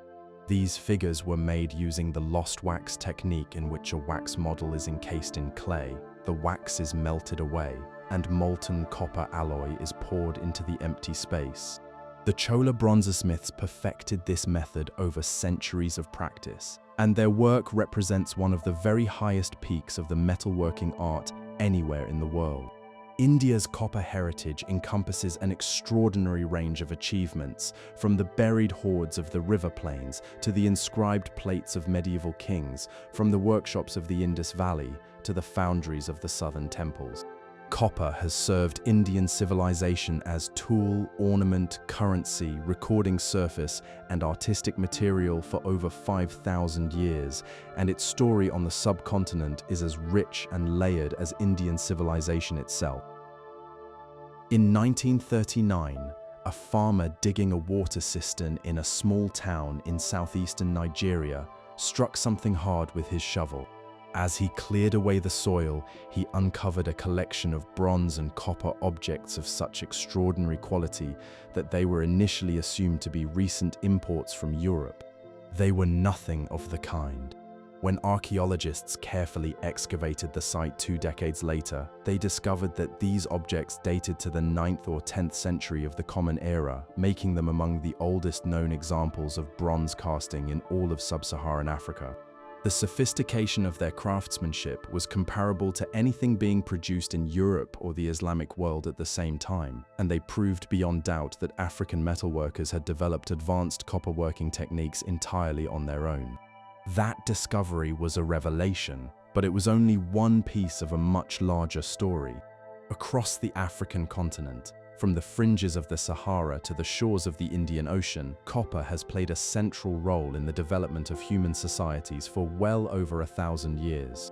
And nowhere has that role been more important than in the Central African Copperbelt, a crescent-shaped geological formation stretching roughly 800 kilometers from the copper-rich provinces of modern Zambia into the southern regions of the Democratic Republic of Congo. This is one of the richest concentrations of copper ore on Earth, and it has been mined continuously for more than a millennium. Long before any European arrived, the people of this region were extracting copper from the earth, collecting weathered ore from the surface, digging shallow pits, and smelting the metal in simple but effective charcoal furnaces. Archaeological evidence from mines in both Zambia and the Congo dates this activity to between the 5th and 12th centuries of the Common Era, and the actual beginning may be considerably earlier. What makes the African copper story truly distinctive is the role copper played as money. In Central Africa, copper was exchanged primarily in the form of cross-shaped pieces, small ingots cast into a shape that looks something like a plus sign. These copper crosses varied in size and form over time and across different regions, but they shared a basic design and served as the primary medium of exchange across a vast trading network. Miners were paid in copper crosses. Chiefs and title holders received them as tribute. They were given as bride payments, offered as gifts to secure alliances, and buried with the dead as marks of status and honor. By one estimate, over 100 tons of copper circulated in payments and tribute every single year, an enormous quantity that speaks to the central place of copper in the political and economic life of Central Africa. The copper cross system was more than simple commerce. It was woven into the fabric of power and identity. The size and weight of the crosses changed over time, responding to economic conditions and political shifts, much like the way coin values change in modern economies. Chemical analysis of copper crosses from different sites has revealed deep connections between communities separated by hundreds of kilometers, showing how copper and the wealth it represented moved across vast distances and linked peoples together. In West Africa, copper arrived through the great trade routes that crossed the Sahara Desert. Traders from North Africa carried copper southward by camel caravan, exchanging it for gold, ivory, and other goods. This imported copper fueled some of the finest metalworking traditions on the continent. The bronze casting traditions of the Benin Kingdom, producing the celebrated brass plaques that have become icons of African art, depended on a steady supply of copper alloy brought across the desert. The demand for copper in West Africa was enormous, driven by the high value placed on copper and brass objects in royal ceremonies and religious rituals. The Kingdom of Great Zimbabwe, which flourished between the 11th and 15th centuries in southeastern Africa, also participated in copper trade. Copper wire and ornaments have been found at the site, along with evidence of local smelting. The copper came both from nearby sources and from long-distance trade with the Copper Belt to the north and the Swahili trading cities on the coast to the east. Great Zimbabwe was connected to a continent-wide commercial system in which copper was one of the key goods being exchanged. Along the East African coast, the Swahili trading cities served as middlemen in a copper trade that connected the African interior to the wider world of the Indian Ocean. Copper from the Copper Belt moved eastward through African trade networks to the coast, where it was exchanged for imported goods from India, the Persian Gulf, and China. Chinese coins and glass beads from the Indian Ocean trade have been found alongside copper artifacts at Great Zimbabwe, evidence that the kingdoms of the African interior were linked to the same long-distance networks that carried goods between continents. The elaborate copper wire jewelry of East African communities, with their distinctive coiled bracelets, anklets, and necklaces, represents another dimension of the African copper story. This jewelry was not merely decorative. It was a form of portable wealth, a marker of social standing, and a visible expression of cultural identity. The skills required to draw copper into fine wire and coil it into intricate patterns were passed down through generations, creating artistic traditions of great beauty and technical accomplishment. The European colonization of Africa in the 19th century would transform the African copper industry beyond recognition. The ancient mining traditions, which had operated for centuries within local systems of trade and authority, would be swept aside by industrial extraction on an enormous scale, driven by European money and organized around European ideas of ownership and profit. The story of colonial copper in Africa, particularly in the Congo, is one of the darker chapters in the history of this metal, and we will come to it in due time. What matters here is a simple recognition.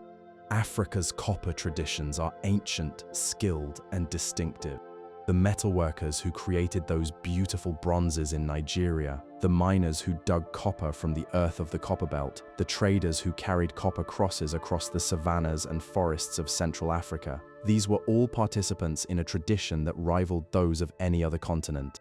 Their story has been overshadowed for too long by the better-known copper histories of Europe and Asia, but it is no less remarkable and no less central to the global story of the red metal. In the winding alleyways of medieval Cairo, there was a district known as the Coppersmith's Bazaar, where the rhythmic sound of hammers striking metal could be heard from dawn to dusk. Row upon row of workshops lined the narrow streets, their fronts open to the passing crowd, displaying gleaming vessels and trays and lamps worked in copper and brass with a level of artistry that left travelers speechless. When a great fire swept through the district in 1339, burning the bazaar alongside a nearby minaret, it was recorded not merely as an accident, but as a cultural catastrophe. The loss of the coppersmith's quarter was considered worthy of the historical chronicles, a reminder of how central this craft was to the life and identity of the medieval Islamic city. The period known as the Islamic Golden Age, stretching roughly from the 8th to the 14th century, produced some of the finest metalwork in the history of human craft. Islamic artisans took copper and brass, metals that most cultures treated as purely practical, and elevated them into vehicles of breathtaking beauty. The copper and brass vessels of this era are among the treasures of the world's great museums, and they represent a peak in the metalworking art that has rarely been matched. The technique that defined Islamic copper and brass work was inlay, the embedding of one metal into the surface of another to create intricate decorative patterns. From the middle of the 12th century onward, this became the golden age of Islamic metalwork, when elaborately inlaid pieces replaced earlier traditions. A typical luxury vessel might start as a simple copper or brass form, a bowl, a ewer, a candlestick. The metalworker would then engrave the design into the surface, cutting shallow channels with extraordinary precision. Thin wires or sheets of silver, and sometimes gold, were then hammered into these channels, held in place by the pressure of the surrounding metal. The surface was polished smooth, and what emerged was a design that seemed to float within the base metal, shimmering with silver and gold. Can you picture the patience this required? Imagine a craftsman bent over his workbench, a brass ewer held steady in one hand, a fine chisel in the other, cutting channels narrower than a thread into the curved surface. Each line had to be just the right depth, just the right width to hold the silver wire that would follow. A single slip could ruin hours of work. The best examples of this craft are so finely executed that the inlay lines are barely visible to the naked eye, requiring close inspection to appreciate the full complexity of what the artisan achieved. The city of Mosul, in what is now northern Iraq, was one of the most important centers of this metalworking tradition during the 12th and 13th centuries. The Mosul school was known for its distinctive style, combining Arab, Turkish, and Persian artistic influences into pieces of extraordinary sophistication. Scenes of courtly life, astronomical symbols, flowing calligraphy, and intricate geometric patterns decorated the surfaces of ewers, basins, and candlesticks. One famous piece, a brass ewer now in a major London museum, is covered inside and out with silver inlay so dense and so fine that it seems to shimmer like fabric. A great scholar of the 11th century documented the metallurgical traditions of the Islamic world in his encyclopedic writings. He noted that craftsmen in eastern Iran had developed a special type of high-tin bronze that could achieve a silver-like appearance while being far more affordable than actual silver.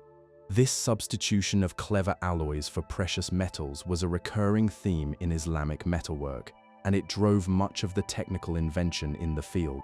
Restrictions on the use of silver and gold for everyday objects pushed artisans to develop alternatives that were both beautiful and practical. The period of the Mamluks from 1250 to 1517 is often considered the high point of Islamic metalwork. Mamluk artisans produced enormous basins, ewers and candlesticks covered inside and out with silver and gold inlay of staggering density and detail.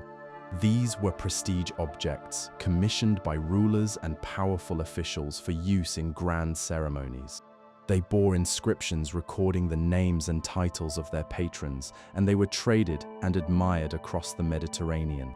The metalworking traditions of the Mamluk period directly influenced the craftsmen of Renaissance Europe, where Islamic copper and brass objects were highly prized imports. The tradition did not end with the Mamluks. The Ottoman Empire, which followed, inherited, and adapted the earlier traditions, developing its own distinctive style characterized by bold shapes, elegant proportions, and a more restrained approach to decoration. The coppersmith's bazaar remained a fixture of Ottoman cities, and the craft of the coppersmith continued to be one of the most respected trades in the Islamic world. Islamic scholars also contributed to the scientific understanding of metals and their properties. The tradition of alchemy in the Islamic world, with its emphasis on the transformation of base metals, produced a body of practical knowledge about copper and its behavior that was far ahead of anything available in Europe at the time. An 8th century alchemist whose writings influenced European chemistry for centuries wrote extensively about copper and its compounds, laying groundwork for what would eventually become the modern science of chemistry. The coppersmith bazaars of Cairo, Damascus, Fez, and Istanbul were more than workshops. They were cultural institutions, places where knowledge was passed from master to student across generations, where artistic traditions were preserved and renewed, and where the daily life of the city found expression in the gleaming surfaces of hand-worked metal. Many of these bazaars survive today, their workshops still producing copper and brass pieces using techniques that have changed remarkably little over the centuries. And so the sound of the hammer on copper that echoed through the medieval marketplaces still rings out in the 21st century, a living connection to a tradition of craft and beauty that stretches back over 1,000 years. In the year 1687, the ground beneath a Swedish town gave way. A section of mine roof that had been weakened by centuries of digging collapsed without warning, creating an enormous pit that swallowed buildings, mining equipment, and an unknown number of people. The collapse was catastrophic, but it was also, in a grim way, a kind of monument. The great pit revealed the sheer scale of what lay beneath the surface, a honeycomb of tunnels, shafts, and chambers that had been carved out over nearly 700 years of continuous mining, making this one of the most important copper mines in all of European history. The mine at Falun, in central Sweden, operated for roughly 1,000 years, from sometime around the year 1000 to its final closure in 1992. In its early centuries, it was a modest operation, worked by local farmers who gathered ore on a part-time basis and smelted it in simple furnaces for household use. But as the demand for copper grew across Europe, driven by the spread of copper coinage, the building of church bells, and the roofing of cathedrals and palaces, the mine grew with it. By the middle of the 14th century, the mine had become so important that it needed formal management. In 1347, a royal charter established a corporation of master miners to run the operation. This is often cited as the oldest industrial corporation in the world. The mining company would survive for over 650 years, eventually merging with other businesses to become a modern paper and packaging company that still traces its history back to that 14th century charter. The oldest known share certificate of any company in the world, granting a bishop a 1/8 ownership stake in the mine, dates from 1288. The mine reached its peak in 1650, when it produced over 3,000 tons of copper in a single year. At that point, Falun was supplying roughly 2/3 of all the copper used in Europe, a dominance that made Sweden a major power on the European stage. The revenues from Falun copper helped pay for Sweden's armies as they fought across Germany, Poland, and the Baltic during the 17th century, the era when Sweden was one of the great military powers of the continent. But the success of Falun came at a terrible price. The smelting of copper ore produces a choking, toxic gas that kills plants and corrodes stone. By the 17th century, the landscape around Falun had been devastated. The forests for kilometers in every direction had been stripped bare to produce charcoal, and whatever vegetation remained had been killed by the poisonous fumes. Visitors described the scene in the language of nightmares. The great naturalist Carl Linnaeus, visiting in 1734, wrote that the surroundings of Falun resembled nothing so much as a vision of the underworld, with blackened earth, poisoned water, and air thick with acrid smoke. This was not poetic exaggeration. The destruction was real, severe, and lasting. The heavy metals released during smelting contaminated the local soil and water, leaving a toxic legacy that persists to this day. And yet, out of this devastation came something unexpected. The distinctive red paint that covers traditional Swedish wooden houses, a color that has become one of the most recognizable features of the Scandinavian landscape, is made from pigments derived from the waste products of the Falun copper mine. This paint, containing iron and copper compounds and other minerals, has been produced at Falun since the 16th century and is still manufactured and used today. If you have ever seen a photograph of the Swedish countryside, with its charming red houses set against green fields and blue water, you are looking at the legacy of the Falun copper mine. Beyond Falun, the medieval European copper economy was diverse and widespread. Mines in the mountains of Germany, Austria, Hungary, and Slovakia all contributed to the European supply. And the craftsmen who turned this copper into finished products were among the most skilled workers of their time. The casting of church bells was one of the most important uses of copper in medieval Europe. Every town and village needed bells for its church, and the great cathedrals might have several bells of enormous size, each requiring hundreds of kilograms of bronze, the alloy of copper and tin. Bell founding was a specialized and highly respected craft. The master bell founders traveled from place to place, setting up temporary workshops in churchyards and casting bells on commission. The composition of the metal was carefully controlled to produce the desired tone and richness of sound, and the best bell founders were celebrated for the quality of their instruments. Copper roofing was another important use during this period. The green copper roofs that crown many of Europe's most famous churches, palaces, and government buildings date from these centuries. Copper sheets, hammered thin and shaped to fit the curves of Gothic and Baroque architecture, provided a roofing material of extraordinary longevity. Tests on 18th century copper roofs have suggested that the material can last roughly 1,000 years under favorable conditions, far outlasting any other roofing material available before modern times. And then there was the humble copper cooking pot, perhaps the most common copper product of the era. Copper's ability to conduct heat evenly and quickly made it ideal for cooking, and copper pots and pans were among the most prized possessions of ordinary households. The traveling tinker who went from village to village repairing and recoating the insides of copper cookware was a familiar figure in medieval life, and the craft of coating copper with a thin layer of tin to keep the metal from reacting with acidic foods was an essential household skill. In 2001, the Falun mine and its surrounding landscape were recognized as a place of outstanding importance to human history.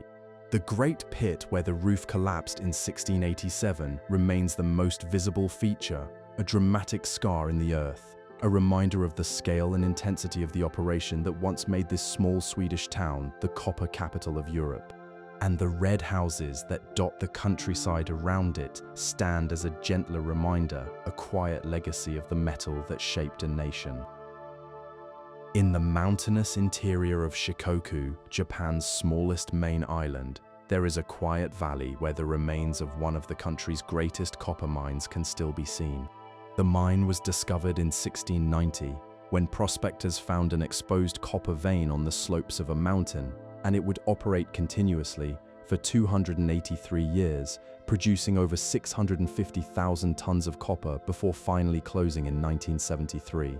This single mine laid the foundation for one of Japan's most powerful industrial families and business groups, and its story illuminates the complicated relationship between copper mining, industrial progress, and the damage that progress leaves behind. The discovery came at an opportune moment. Japan, under the Tokugawa rulers, was enjoying an era of relative peace and growing prosperity, and the demand for copper was rising. The Sumitomo family, which had been involved in copper refining since the early 17th century, confirmed the deposit and began digging in 1691. Within just 7 years, annual production had reached over 1,500 tons, making this one of the most important copper sources not only in Japan, but in the entire world. The copper from this mine, along with the output of other Japanese operations, fed both domestic needs and a profitable export trade.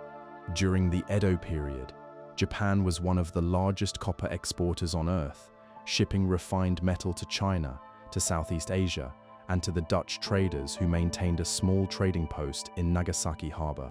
Even after the government restricted foreign trade to just the Dutch and the Chinese, copper continued to flow outward. The Dutch trading company was especially eager for Japanese copper, which was prized for its quality. It was shipped to trading posts across Asia and exchanged for spices, textiles, and other goods.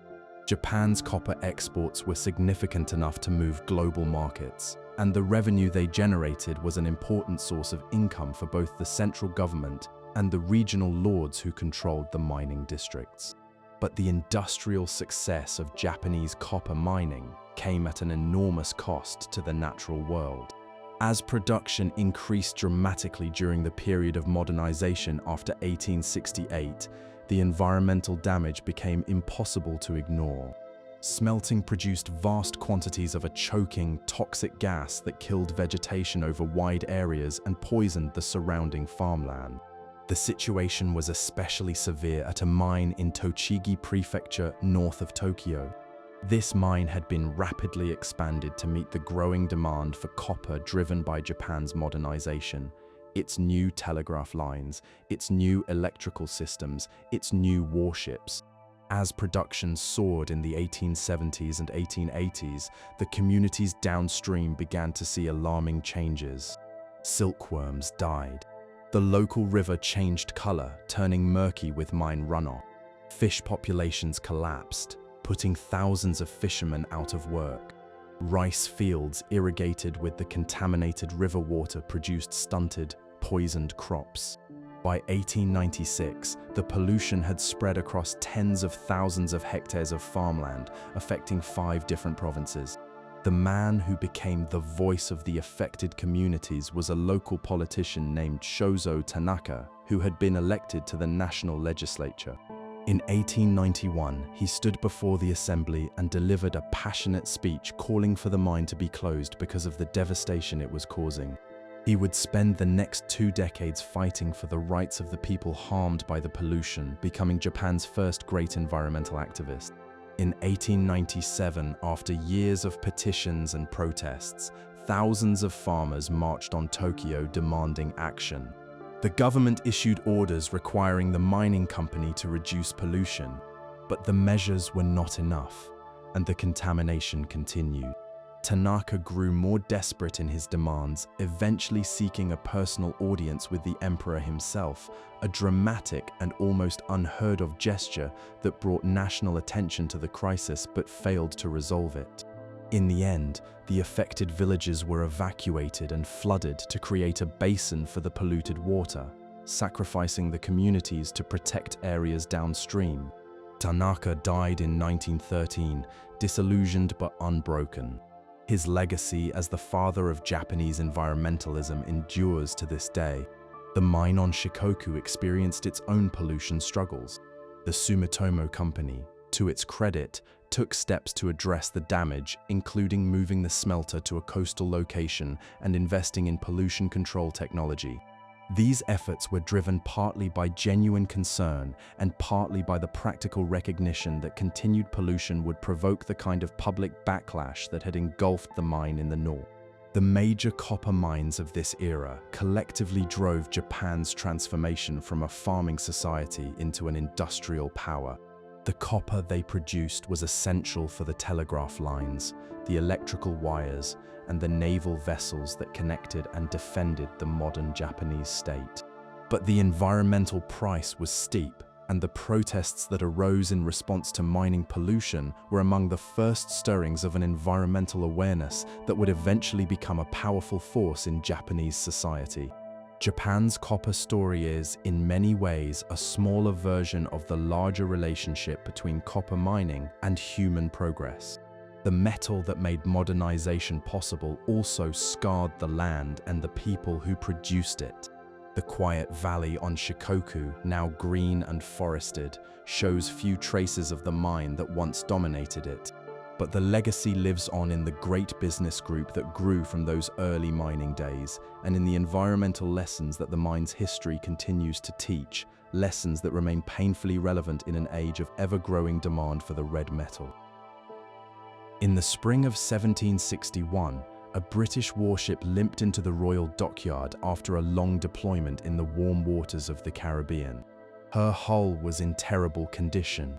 Marine worms, those long, voracious creatures that bore into wooden hulls, had riddled her timbers with holes, weakening the structure to the point where another voyage might prove fatal. The Navy, desperate for a solution to a problem that was costing a fortune and rendering its ships unseaworthy, decided to try something new. They ordered that the ship's hull below the waterline be covered entirely in thin sheets of copper, the first time any warship had received this treatment on a full scale. The result exceeded all expectations. When the ship was examined after its next deployment, its hull was free of worms and barnacles.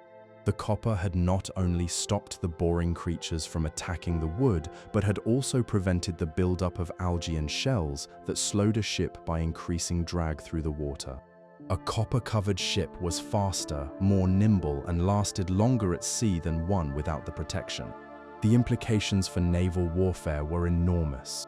Within 2 decades, the copper treatment had spread across the entire British fleet.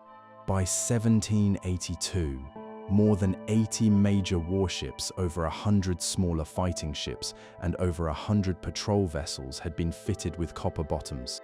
This gave Britain a decisive advantage during the American Revolution, when its faster coppered ships could outrun and outmaneuver the unprotected vessels of France, Spain, and the young American Navy. The phrase copper-bottomed entered the English language as a way of saying something was thoroughly reliable, a quiet tribute to the metal that helped Britain rule the waves. The copper for this massive program came from a fortunate discovery. In 1764, an enormous copper deposit was found on an island off the coast of Wales. Within a few years, the mine there had become the largest copper producer in Europe, churning out enough metal to supply the entire navy. Its owner became known as the Copper King, wielding such influence over the British copper market that he effectively controlled prices for a generation. But copper sheathing was only one part of the colonial era's relationship with the red metal. The European colonization of the Americas, Africa, and Asia reshaped the global copper economy in ways that are still being felt today, disrupting traditions of mining and metalwork that had operated for thousands of years and replacing them with systems designed to serve European interests. In South America, the Spanish colonizers found copper being mined and worked by the peoples of the Andes. The metallurgical traditions of the Moche, the Chimu, and the Inca had produced copper and bronze objects of remarkable quality. The Spanish were quick to make use of both the existing mines and the labor of the people who had worked them. Colonial copper mining in South America was overshadowed by the far more profitable extraction of silver and gold, but it was a significant industry, particularly in Chile, where deposits in the northern desert would eventually prove to be among the richest in the world. In North America, the colonists encountered the copper traditions of the Great Lakes peoples and recognized the promise of the native copper deposits on the Keweenaw Peninsula. But it would be nearly 2 centuries before those deposits were exploited on an industrial scale. In the meantime, copper in the colonies was mostly imported from Europe, shipped across the Atlantic and shaped by local craftsmen into tools, hardware, and cooking vessels. Paul Revere, the famous patriot of the American Revolution, later established one of the first copper rolling mills in North America, producing sheet copper for ship sheathing and other uses. The colonial copper trade was part of the broader system that connected European home countries with their overseas possessions. Raw materials flowed in one direction, from the colonies to Europe, and finished goods flowed in the other, from European workshops back to the colonies. This pattern enriched the mother countries at the expense of the people in the lands where the metal was actually found and dug from the ground. The impact of colonization on the copper traditions of indigenous peoples was devastating. In the Americas, the Spanish conquest disrupted thousands of years of mining and metalworking practice, replacing it with forced labor systems that exploited native and enslaved workers under brutal conditions. In Africa, The European penetration of the copper belt, beginning in the late 19th century, would transform a region where copper had been mined and traded within local systems for over 1,000 years into a colonial extraction zone. Its wealth carried away to enrich shareholders and governments on the other side of the world. The colonial era also saw the emergence of copper as a truly global commodity in the modern sense, with prices set by international markets, production organized by companies operating across multiple continents, and supply chains stretching across oceans. The seeds of the modern copper industry, with its vast open pit mines and its complex refining operations, were planted during this period. The copper-bottomed ships of the British Navy, cutting through tropical waters with their gleaming red hulls, were a fitting symbol of the colonial copper economy. They were instruments of empire, their speed and durability made possible by a metal that was mined, smelted, and shaped by the labor of workers across multiple continents. The copper that protected their hulls came from Welsh mines, but the naval power it enabled was used to protect trade routes carrying copper and other resources from the Americas, Africa, and Asia back to Europe. Copper was both a tool of colonial power and one of its most important goods, a metal that connected mines on the edges of empire to factories at its center in a network of extraction and exchange that would only grow more complex in the centuries to come. On a bitterly cold Christmas Eve in 1913, in the small mining town of Calumet on Michigan's Keweenaw Peninsula, hundreds of striking copper miners and their families gathered for a holiday party on the second floor of a social hall. The party, organized by the women's group of the Miners' Union, was meant to bring some warmth and cheer to families that had been enduring months of hardship since the Great Copper Strike had begun the previous July. Children played on the crowded dance floor, and the smell of Christmas treats filled the overheated room. Then someone shouted a single word that would change everything. There was no fire, but in the panic that followed the false alarm, hundreds of people rushed for the single staircase leading to the street. The staircase was steep and narrow, and in the crush, people fell and were trampled by those behind them. By the time order was restored, 73 people lay dead, most of them crushed or suffocated in the stampede. 59 of the victims were children. The disaster at the Italian Hall remains one of the most tragic events in American labor history, and it was the culmination of a bitter struggle over the wealth generated by one of the most extraordinary copper deposits on Earth. The Keweenaw Peninsula, that narrow finger of land jutting into Lake Superior from Michigan's Upper Peninsula, contained the world's largest deposits of native copper, the same deposits that the ancient peoples of the Great Lakes had worked thousands of years earlier.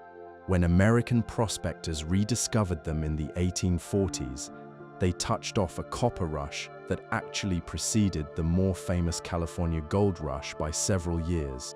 The first major discovery came in 1841, when a state geologist published a report on the mineral wealth of the Keweenaw that electrified the nation. By the middle of the decade, miners were flooding into the peninsula, enduring brutal winters and nearly impassable terrain in pursuit of copper fortunes. The early mines were followed by dozens of others along the copper-bearing rock formations. And within a generation, the Keweenaw had become one of the most important mining districts in the world. The copper of the Keweenaw was unique.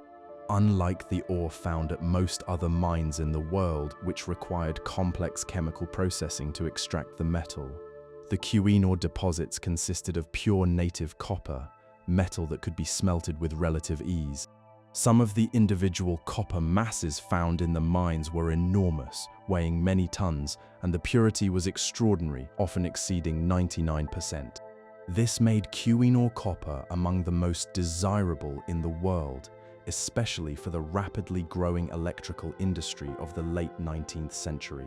The dominant company in the district was formed in 1871 from the merger of two earlier operations. Under skillful management, it grew into one of the largest and most profitable mining companies on Earth. By 1907, it employed over 21,000 workers, and its stock was a prized investment. The company built housing, schools, churches, and libraries for its employees, creating a controlled corporate community that was a model of the company town. The workforce that built the copper country came from around the world.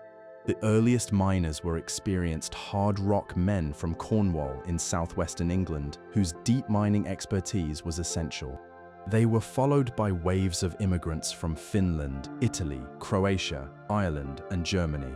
Each community established its own churches, clubs, and cultural institutions in the mining towns. The ethnic diversity of the Keweenaw was remarkable for its time, and the mix of these different peoples shaped the social character of the region. But the relationship between the mining companies and their workers was far from peaceful. Conditions underground were dangerous and exhausting.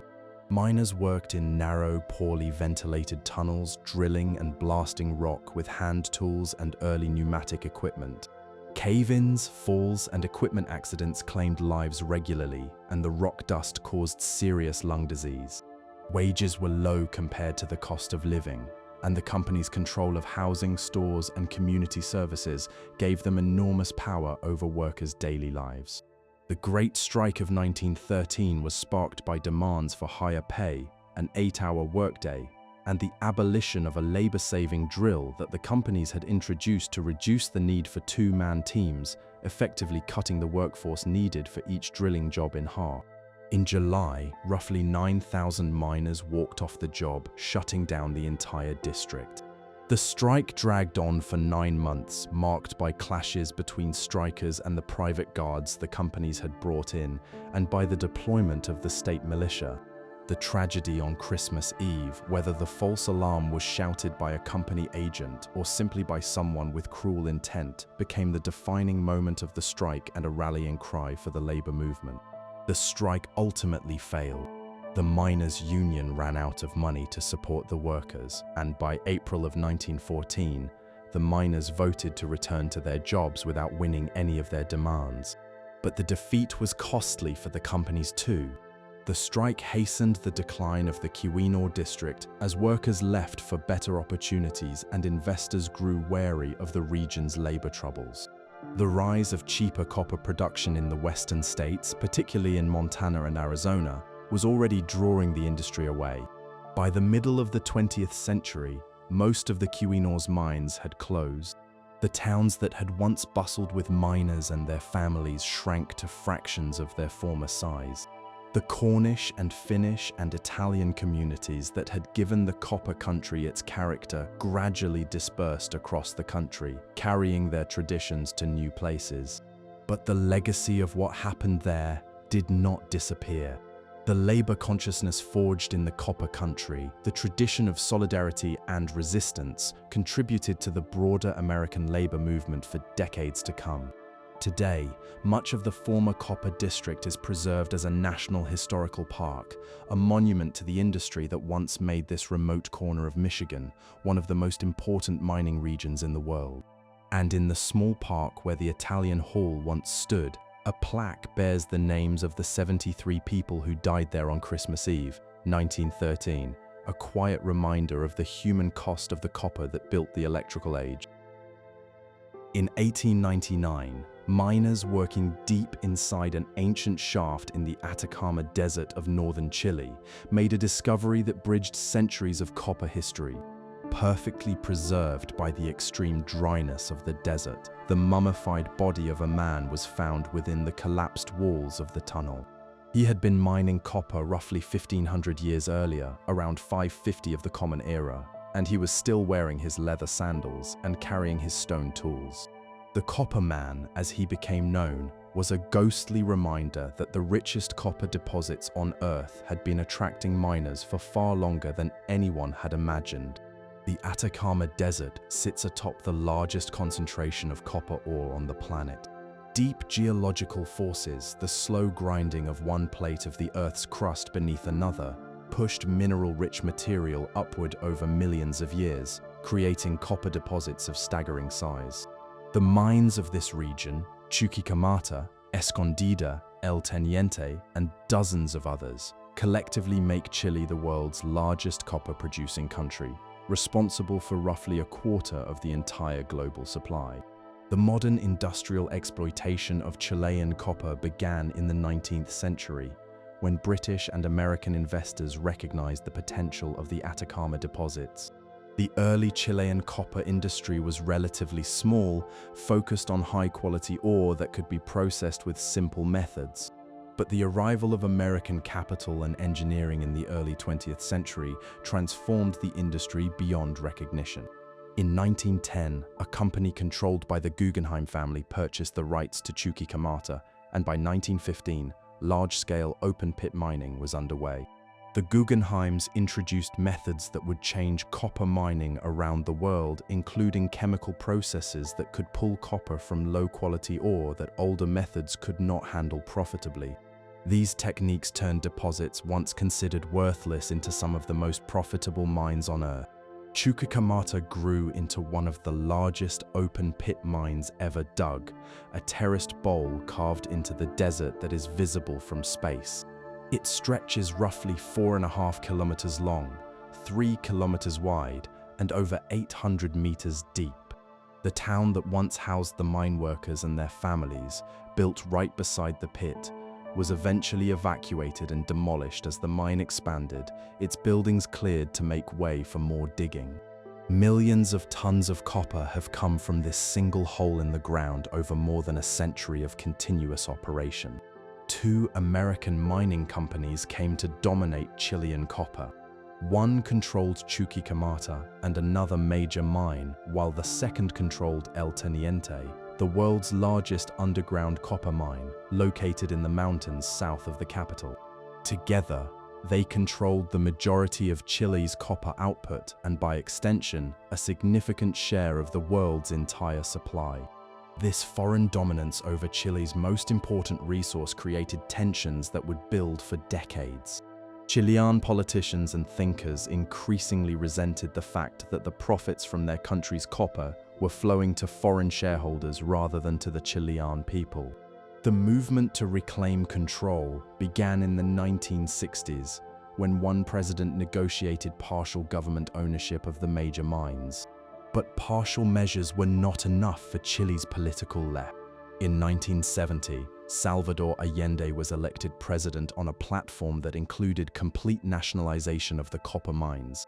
The following year, the Chilean Congress voted unanimously to pass a constitutional change, allowing the government to take over all foreign-owned copper operations. The mines were seized, and their management was handed to the state. The Allende government calculated that the American companies had earned excessive profits over the decades and deducted that amount from the compensation owed to them, effectively paying them nothing. The nationalization was immensely popular at home, but provoked fury in Washington and on Wall Street. The American government, already hostile to Allende's politics, moved to destabilize the Chilean economy. Credit was cut off. International loans were blocked, and the American copper companies filed lawsuits in foreign courts to stop the sale of Chilean copper abroad. The Chilean economy, already strained, deteriorated rapidly under the pressure. On September 11, 1973, the Chilean military launched a violent overthrow of the government. Allende died in the presidential palace as it was bombed and stormed by soldiers. General Augusto Pinochet established a military government that would rule for 17 years, during which thousands of people were imprisoned, tortured, or killed. Copper was central to the crisis that led to the overthrow, though it was far from the only cause. The nationalization had angered the United States. The economic disruption that followed had created hardship, and the military used that hardship to justify its intervention. But here is a detail worth noting. Even Pinochet did not give the mines back to their former American owners. Instead, his government created a state copper company to manage the nationalized operations on behalf of Chile. That company remains state-owned to this day and is one of the largest copper mining operations in the world. The nationalization that Allende began proved to be permanent, something that not even a government at the opposite end of the political spectrum was willing to reverse. Meanwhile, newer mines have continued to open. One of them, inaugurated in 1991, quickly became the most productive copper mine on Earth, turning out over 1 million tons of copper per year. Chile's copper wealth, it turns out, was far from exhausted. Today, Chile's copper industry is a mix of state and private ownership. The state company still runs the historic mines, while private firms operate newer ones under agreements that guarantee Chile a share of the revenue. Copper remains the lifeblood of the Chilean economy, and the country's fortunes rise and fall with the global price of the metal. The story of Chilean copper is a story of immense wealth, political upheaval, and the enduring question of who benefits when valuable resources are pulled from the earth.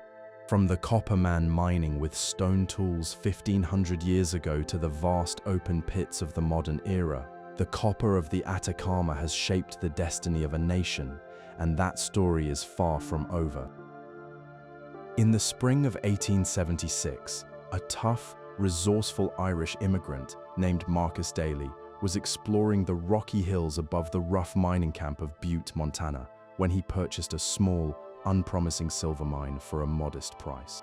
Daly had been sent to Montana by a group of bankers looking for good silver investments. What he found was something far more valuable. As his miners dug deeper, they hit massive veins of copper ore, some of the richest ever discovered in North America. Daly, who had the foresight to see what copper would mean in the coming age of electricity, quietly began buying up every mining claim in the area, assembling the foundation of what would become the most powerful copper company in the world. Butte, Montana would come to be known as the richest hill on Earth, and the story of its copper kings would become one of the most colorful, corrupt, and consequential episodes in American industrial history. Over 3 decades, 3 men would fight a legendary war for control of Butte's copper wealth, a battle that corrupted the politics of an entire state, created and destroyed immense fortunes, and eventually concentrated American copper production in the hands of a single corporate giant. Marcus Daly was the builder. Born in Ireland in 1841, he had come to America as a teenager and worked his way through the mining camps of the West, learning the trade from the ground up. After discovering the copper beneath his silver mine, he built a smelter in a new company town, connected it to Butte by a private railroad, and began producing copper on an industrial scale. By the 1890s, his mine was one of the largest copper producers in the world, and Daly was one of the richest men in America. William Andrews Clark was the schemer, a lawyer, banker, and mine owner who had arrived in Montana in the 1860s. Clark built a fortune through a combination of mining, milling, and financial maneuvering. His ambition was not only economic but political. He wanted a seat in the United States Senate, and he was willing to pay for it. In 1899, Clark was elected to the Senate by the Montana legislature, but an investigation revealed that he had secured his seat through systematic bribery, handing out envelopes of cash to lawmakers in exchange for their votes. The Senate refused to seat him, and he was forced to resign. He ran again and won a legitimate term in 1901. The third Copper King was a young New Yorker with an impressive education in engineering and a gift for legal manipulation. He arrived in Butte in 1894 and quickly made himself a thorn in the side of both Daly and Clark. His weapon was a peculiarity of American mining law that allowed a miner to follow a vein of ore wherever it led, even under someone else's property, as long as the vein originated within the miner's own claim. He hired geologists and lawyers to argue that veins on his small claims extended beneath the holdings of his rivals, entitling him to mine ore that rightfully belonged to them. In one legendary episode, his miners tunneled into a rival's mine and managed to haul out roughly 100,000 tons of ore before anyone could stop them. The war among the Copper Kings was fought in courtrooms, legislatures, and dueling newspapers as much as underground. Daly and Clark spent millions on competing publications, each using his paper to attack the other while promoting his own interests. The third king, unable to match their resources, relied on legal cunning and personal charm, presenting himself as a champion of the common miner against the corporate powers. Eventually, daily joined forces with a group of powerful financiers to create a massive trust designed to consolidate control of Butte's copper. The third king resisted with every legal trick he had, tying up the courts with hundreds of lawsuits. At one point, the trust retaliated by shutting down all its Montana operations, throwing thousands of workers out of their jobs and blaming the obstruction on their rival. The resulting public outrage pressured the legislature to pass new laws limiting his tactics, and by 1906 he was forced to sell out. For the next 7 decades, the company that emerged from this struggle, the Anaconda Copper Mining Company, dominated not just Butte, but the entire state of Montana, controlling newspapers, politicians, and the economic life of communities across the region. The copper produced at Butte was staggering in quantity. Over the course of its history, the mines generated wealth estimated at tens of billions of dollars in modern terms. The copper flowed to markets around the world, feeding the electrical revolution that was transforming American cities and industries. But the environmental cost was devastating. By the 1950s, the company had shifted from underground mining to open-pit operations, carving an enormous hole in the eastern edge of Butte that swallowed entire neighborhoods. When the mine finally closed in 1982, the pumps that had kept groundwater out were turned off. Water began to fill the pit, and what formed was a toxic lake over a mile long and nearly 1,000 feet deep, filled with water so acidic and metal-laden that it became one of the most polluted bodies of water in the country. The story of Butte is a cautionary tale about the costs of unrestrained resource extraction. The richest hill on Earth produced copper that lit cities and connected continents, but it also produced corruption, environmental ruin, and communities scarred by the cycle of boom and bust. The copper kings are long gone, their mansions scattered across Montana and New York. The copper they extracted has long since been woven into the wiring and circuits of modern life. But the hole they left behind, slowly filling with poisoned water, remains as a monument to the price of the red metal and a bridge to the new chapter of copper's story that was already unfolding, the age of electricity. On the evening of September 4th, 1882, Thomas Edison stood in the offices of a power station in Lower Manhattan and gave the order to close the circuit. Deep in the basement, 6 massive generators hummed to life, and electrical current began flowing through a network of copper wires buried beneath the streets of the financial district. At a nearby banking office, dozens of light bulbs flickered on, casting a warm, steady glow that replaced the hissing gas jets and flickering candles that had lit the room for generations. The age of electricity had begun, and at the heart of it all, literally carrying the current from generator to lamp, was copper. The relationship between copper and electricity transformed both the metal and the world it served. Before the 1830s, copper had been valued for thousands of years as a material for tools, weapons, coins, and beautiful objects.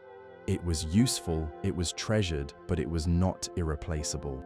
After the discovery of copper's extraordinary ability to carry electrical current, it became something more, the material without which modern civilization simply could not function. Every light, every motor, every telephone, every power line depended on copper, and the demand for it grew to levels that would have been unimaginable to the miners of the ancient world. The foundation for this transformation was laid in the 1820s and 1830s by an English scientist named Michael Faraday, a self-taught genius who discovered the fundamental principles that connect magnetism and electricity. In a series of brilliant experiments, Faraday showed that moving a magnet inside a coil of copper wire caused an electrical current to flow through the wire. This simple observation, that a changing magnetic field could generate electricity in a copper conductor, was the basis for every electrical generator and motor that would ever be built. The copper wire in Faraday's laboratory was the ancestor of every power line on Earth. The first major practical use of copper's electrical properties was the telegraph. Beginning in the 1840s, networks of copper wire began spreading across Europe and North America, carrying coded electrical signals that could transmit messages at nearly the speed of light. The telegraph shrank distances that had once required days or weeks of travel to the time it took to tap out a message in code. And every mile of telegraph line required copper wire, creating a demand that the mining industry rushed to fill. The most ambitious telegraph project of the century was the attempt to lay a copper wire across the bottom of the Atlantic Ocean, connecting Europe and North America by electrical signal. The cable consisted of copper wires at its core, surrounded by layers of insulating material and protective outer covering. It had to be manufactured in continuous lengths, loaded onto ships, and laid across nearly 2,000 miles of ocean floor at depths of up to 2 miles. The scientific advisor for the project insisted on using the purest copper available, understanding that impurities in the metal would weaken the signal. This insistence on copper purity was a turning point in the history of copper manufacturing, because it showed for the first time that the electrical qualities of copper depended critically on how clean it was. The first cable was completed in August of 1858. A message of congratulations from the Queen of England to the President of the United States crossed the ocean by wire for the first time. But the triumph was short-lived. The project's electrician applied too much power to the cable in an attempt to speed up transmission, and the insulation failed after just 3 weeks. It would take 8 more years before a permanent transatlantic cable was successfully laid. Back on land, the pace of electrical invention was accelerating. Edison's power station in Manhattan, which had started with just 85 customers and 400 light bulbs, was soon followed by dozens of similar stations across the country and across Europe.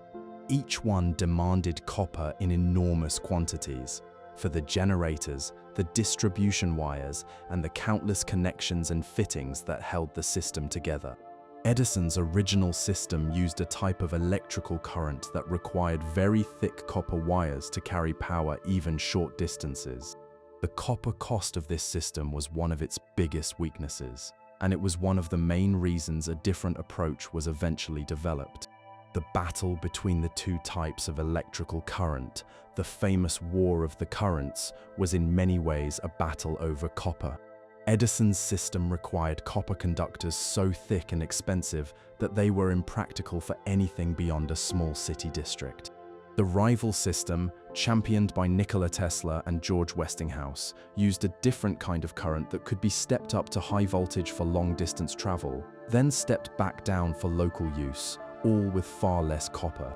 When this rival system proved its superiority at a great exhibition in Chicago in 1893 and at the power plant at Niagara Falls in 1895, it opened the door to the electrification of entire nations. The demand for copper soared. In the last 2 decades of the 19th century, world copper production more than quadrupled, driven primarily by the needs of the electrical industry. Mines in Montana, Michigan, Chile, and Spain worked at full capacity, and new deposits were hunted and opened across the globe. The electrical revolution made copper indispensable in a way no previous use ever had. Copper had always been useful, but it had always been replaceable. Stone for copper tools, iron for copper weapons, gold for copper coins. But there was no practical substitute for copper in electrical work. Silver conducts slightly better, but it costs far too much. Aluminum is lighter and cheaper, but less reliable for connections and harder to work with. Copper's unique combination of high conductivity, easy workability, resistance to corrosion, and reasonable cost made it the only realistic choice for the vast majority of electrical applications. Edison, standing in his power station watching the lights come on, could not have known the full consequences of what he had set in motion. The copper wires beneath the streets of Lower Manhattan were the first threads of a network that would eventually encircle the globe, carrying electrical power and information to every corner of the planet. And every extension of that network would require more copper. Always more copper, in a spiral of demand that has never stopped growing and shows no sign of slowing. On March 10, 1876, in a small laboratory on the top floor of a boarding house in Boston, Alexander Graham Bell spoke into a crude device made from a thin plate, a coil of copper wire, and a cup of liquid. His assistant, Thomas Watson, was in another room, connected by a length of copper wire. Watson heard Bell's voice reproduced by an identical device at the other end of the line. The telephone had been born, and with it came a demand for copper wire that would eventually dwarf even the appetite of the telegraph. The telephone was, at its heart, a copper device. The part that picks up your voice converts sound waves into electrical signals that travel through a copper wire. The part that produces sound at the other end converts those signals back. And between the two ends, for however many miles separate the callers, runs copper wire, the physical path along which the human voice travels as a tiny fluctuating electrical current.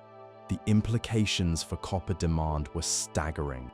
A single telegraph line connected 2 points with a single pair of wires.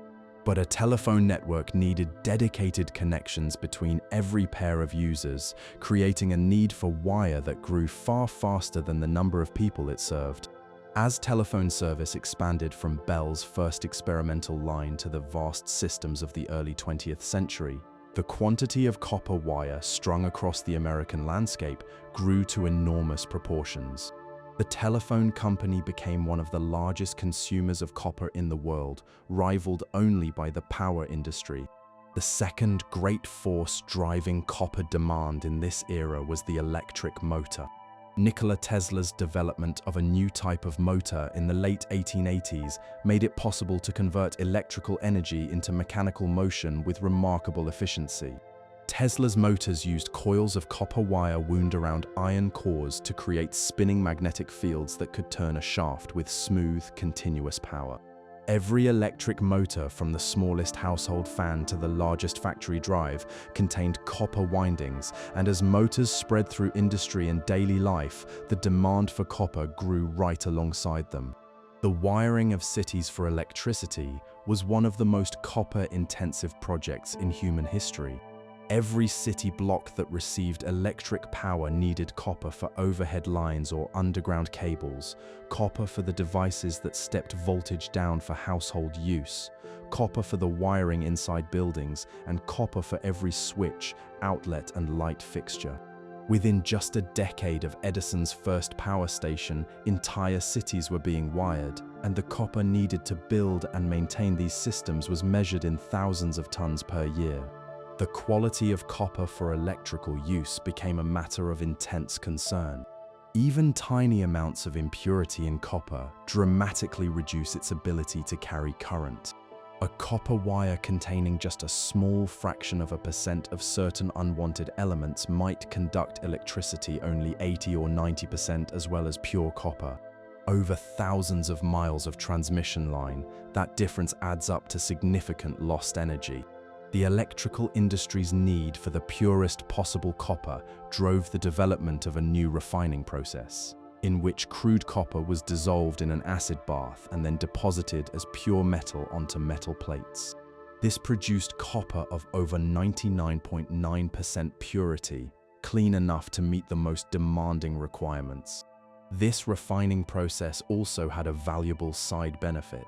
The impurities removed from the copper during refining included gold and silver, precious metals that had been carried along during smelting.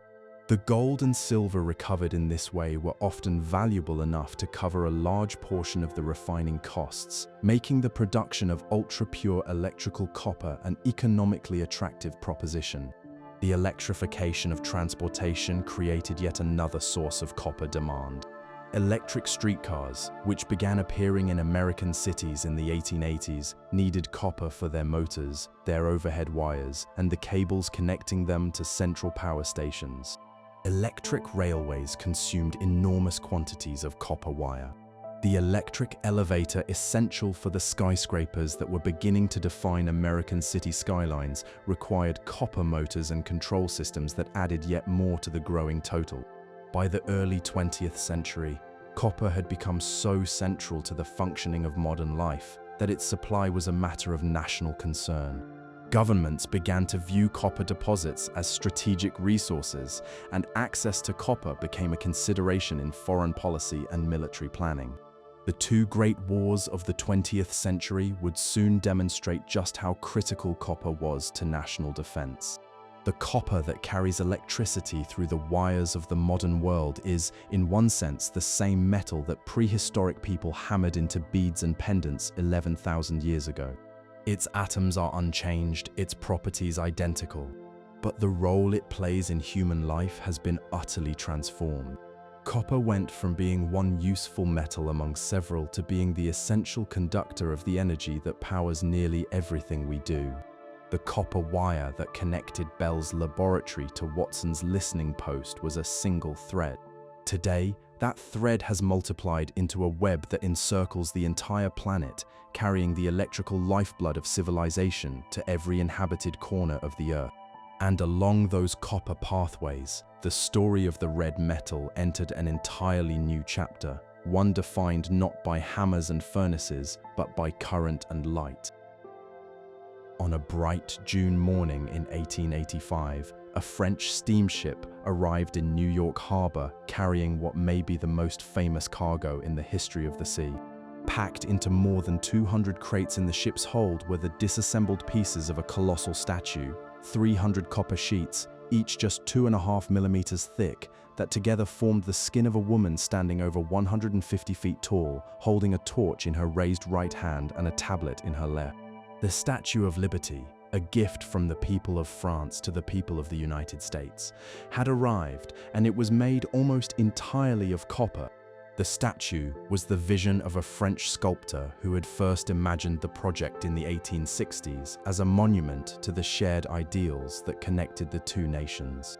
The engineering of its internal skeleton was the work of a man who would later achieve even greater fame by building a tower in Paris that still bears his name. But it was the copper that gave the statue its form, its beauty, and eventually its most beloved feature, the distinctive blue-green color that transformed it from a reddish-brown monument into the sea-green symbol known around the world.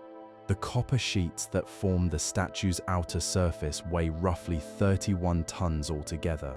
They were shaped using an ancient technique in which thin metal sheets are hammered over wooden forms to create three-dimensional curves and details. The craftsmen who did this work in a Parisian workshop were among the most skilled coppersmiths in France, and the precision of their effort is visible in the flowing drape of the robe, the realistic features of the face, and the intricate details of the crown and torch. When the statue was unveiled in October of 1886, it gleamed with the warm reddish-orange color of fresh copper striking against the gray waters of the harbor and the muted tones of the Manhattan skyline. But from the very first moment it stood in the open air, a slow transformation began that would take roughly 20 years to complete. When copper is exposed to the atmosphere, it reacts with moisture, oxygen, and other substances in the air to form a complex layer of surface compounds known as a patina. In the first few years, a dark brownish-black coating forms. Over time, continued exposure to rain, sea spray, and the gases in the air, which in the coal-burning industrial atmosphere of late 19th century New York were particularly plentiful, converted this dark layer into the green and blue compounds that give aged copper its distinctive color. By around 1906, about 20 years after its unveiling, the Statue of Liberty had achieved the color we recognize today. And here is a lovely detail. The patina was not just beautiful, it was protective. The layer of green copper compounds formed a stable shield that protected the thin copper sheets from further wear. Without this natural coating, the metal would have continued to thin until it failed. The patina is, in a way, both a mark of age and a guarantee of endurance. The Statue of Liberty is the most famous copper structure in the world, but it is far from the only one. Copper has been used in grand architecture for centuries, valued for its durability, its workability, and the beauty of the green coating it develops over time. The copper domes and rooftops that crown churches, palaces, and public buildings across Europe are among the most recognizable features of the architectural landscape. From great cathedrals in Berlin, to palaces in Vienna, to public buildings across the United States, copper roofing has graced some of the most enduring structures ever built. The longevity of copper roofing is quietly remarkable. Studies of copper roofs installed in the 18th century suggest that the material can last roughly 1,000 years under favorable conditions, making it one of the most long-lived building materials available before modern times. This extraordinary durability, combined with the appeal of the green patina that develops over decades, has made copper the preferred choice for buildings meant to stand for centuries. The science behind copper's color changes is elegant. When freshly cut, copper has a pinkish-orange color because of the way its surface interacts with visible light. As the surface begins to react with the air, it darkens to a rich brown. Over years and decades, continued exposure to moisture and atmospheric gases produces a layered coating that includes green and blue compounds. The exact shade depends on local conditions. In salty coastal air, the patina tends toward blue-green. In drier inland climates, it may develop as a warmer brown or chocolate tone. Copper has also been the material of some of the world's most celebrated sculptures. From the ancient world to the modern era, sculptors have loved copper and bronze for the combination of strength, workability, and visual warmth that the metal offers. The symbolic associations of copper are rich and varied. In the ancient tradition of alchemy, copper was linked to the planet Venus and to the goddess of love. The warm, reddish color of fresh copper has been connected to blood, fire, and vitality in cultures around the world. And the green of aged copper has come to represent the passage of time, dignity, and endurance. The Statue of Liberty embodies all of these qualities. Its copper skin, now green with the years, is a material expression of the ideals it represents, enduring, protective, and transformed by time into something more beautiful than the original. The statue has stood in New York Harbor for well over a century, weathering storms, pollution, and the daily assault of sun, wind, and salt water. And through it all, the thin copper sheets that were hammered into shape in that Parisian workshop have held firm, their natural patina guarding the metal beneath. It is a quiet testament to the remarkable qualities of the first metal that humanity ever learned to work, standing tall at the gateway to a continent, green with time, still catching the light.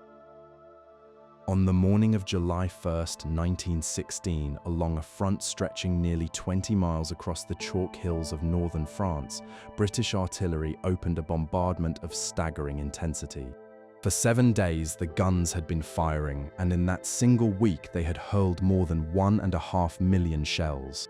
Each of those shells, from the smallest field gun round to the largest heavy projectiles, was encased in a cartridge made of brass, an alloy of roughly 70% copper and 30% zinc.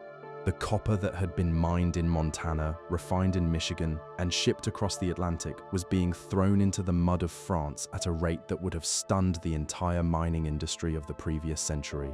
The First World War was the first truly industrial war, and it consumed copper in quantities that overwhelmed even the most optimistic production estimates.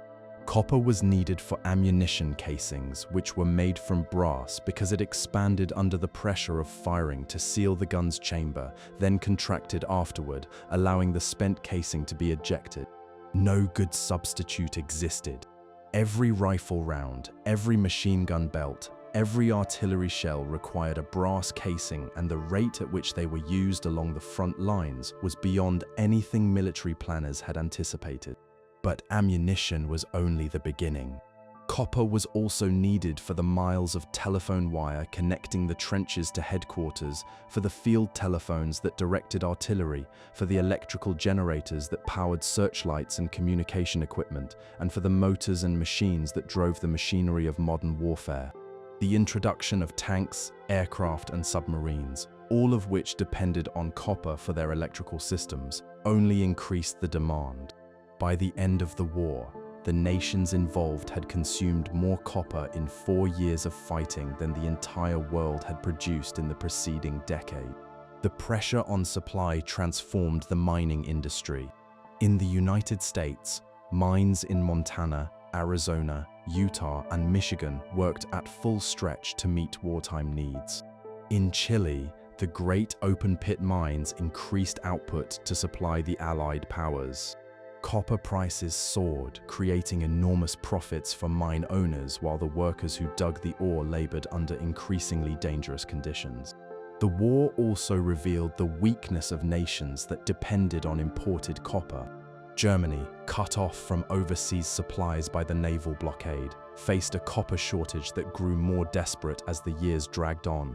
The German government resorted to stripping copper roofs from churches, melting down cooking pots and kettles, collecting copper doorknobs and decorative fittings, and even gathering the copper parts from spent shells on the battlefield. Substitute materials were developed, but nothing matched copper's performance. The shortage contributed to Germany's eventual defeat, a lesson that would not be forgotten when war came again. Between the wars, copper demand dipped and then slowly recovered. The spread of radio in the 1920s created new needs for copper wire in antennas and receivers. The growth of the automobile industry required copper for starters, generators, and wiring. And the continued electrification of homes, factories, and cities kept a steady demand flowing to the mines. When the Second World War began in 1939, governments understood exactly how important copper was. They moved quickly to secure supplies, build reserves, and restrict civilian use. In the United States, copper was classified as a critical strategic material, and civilian consumption was sharply curtailed. The most visible sign of wartime copper conservation was the transformation of the American penny. Since the middle of the 19th century, the 1-cent coin had been made from an alloy that was 95% copper. In 1943, with every available pound of copper needed for ammunition and equipment, the mint switched to zinc-coated steel. The resulting coin was unpopular. It looked like a dime. It rusted in damp weather, and vending machines rejected it. But the change served its purpose.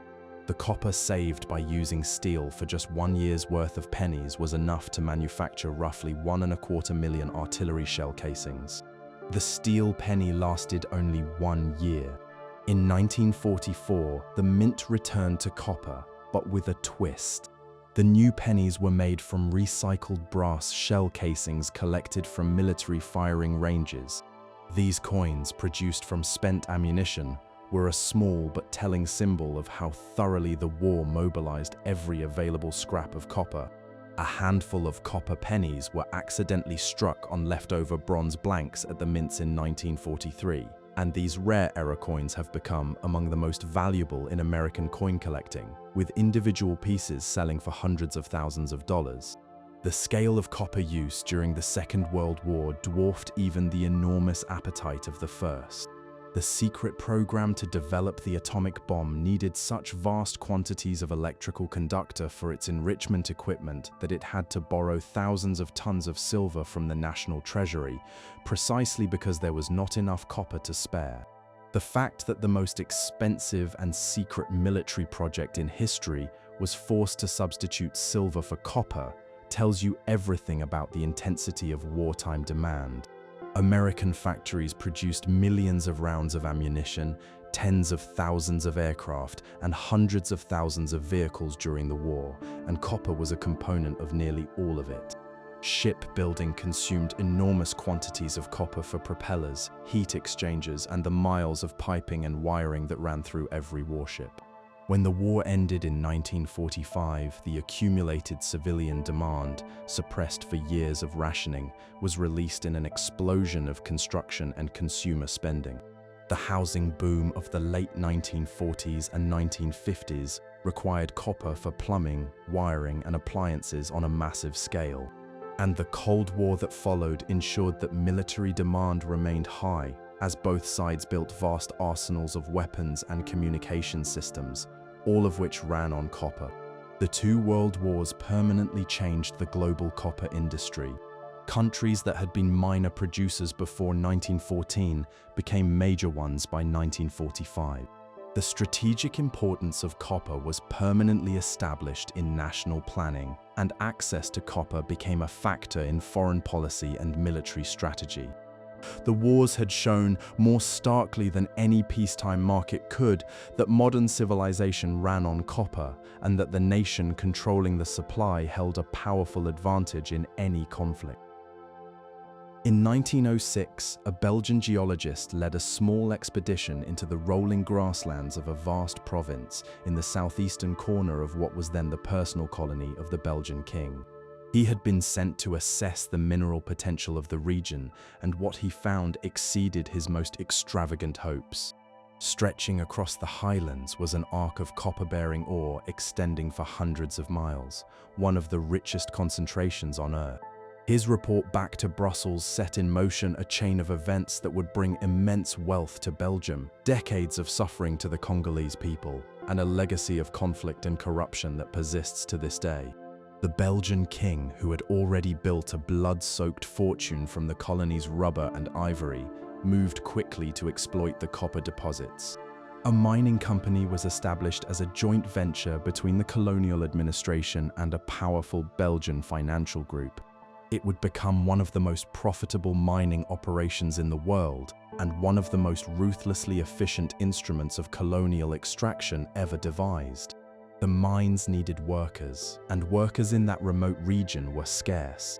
The colonial administration solved this problem through a system of forced and coerced recruitment that drew men from across the colony and from neighboring territories. Workers were conscripted for months or years at a time, separated from their families, housed in supervised compounds, and subjected to harsh discipline. Conditions underground were dangerous, with frequent collapses, choking dust, and exposure to toxic fumes. Death rates among mine workers in the early decades were horrifyingly high. The mining operation grew steadily through the first half of the 20th century. By the 1950s, the province was producing hundreds of thousands of tons of copper each year. The company also extracted other valuable minerals from the same earth. In one of history's darker coincidences, the raw material for the first atomic bombs, including the weapon dropped on Hiroshima, came from this same mining region. The fact that the ore for the most destructive weapon ever made was pulled from the same ground that produced the copper for the world's electrical wires is a detail worth pausing on. The profits were staggering, but they flowed almost entirely to Belgium. The workers who dug the copper, the communities that lived above the deposits, the colony as a whole received only a tiny fraction of the wealth generated from their own land. When independence came in 1960, the copper question was at the center of the new nation's political crisis. The first prime minister, a charismatic and idealistic leader, sought to assert control over the country's mineral wealth. This put him on a collision course with the mining company, with Belgium, and with the Western powers, who viewed him with suspicion during the Cold War. Just 11 days after independence, the provincial president of the copper-rich region declared that his province was separating from the new nation. He was backed by the mining company, which transferred a large sum of money to the secessionist government. Belgian military officers and hired soldiers provided support. The secession was in effect a corporate-backed revolt designed to ensure that the copper revenues kept flowing to their usual recipients rather than to the new national government. The crisis drew in the United Nations, the United States, and the Soviet Union. The Prime Minister, increasingly isolated, turned to the Soviets for help, a move that alarmed Washington. In January of 1961, he was arrested, transported to the breakaway province and murdered, almost certainly with the knowledge of Belgian and American intelligence agencies. His death remains one of the most significant political killings of the Cold War era, and copper was at its heart. The secession was eventually ended by a military operation, but the damage to the country's development was deep and lasting.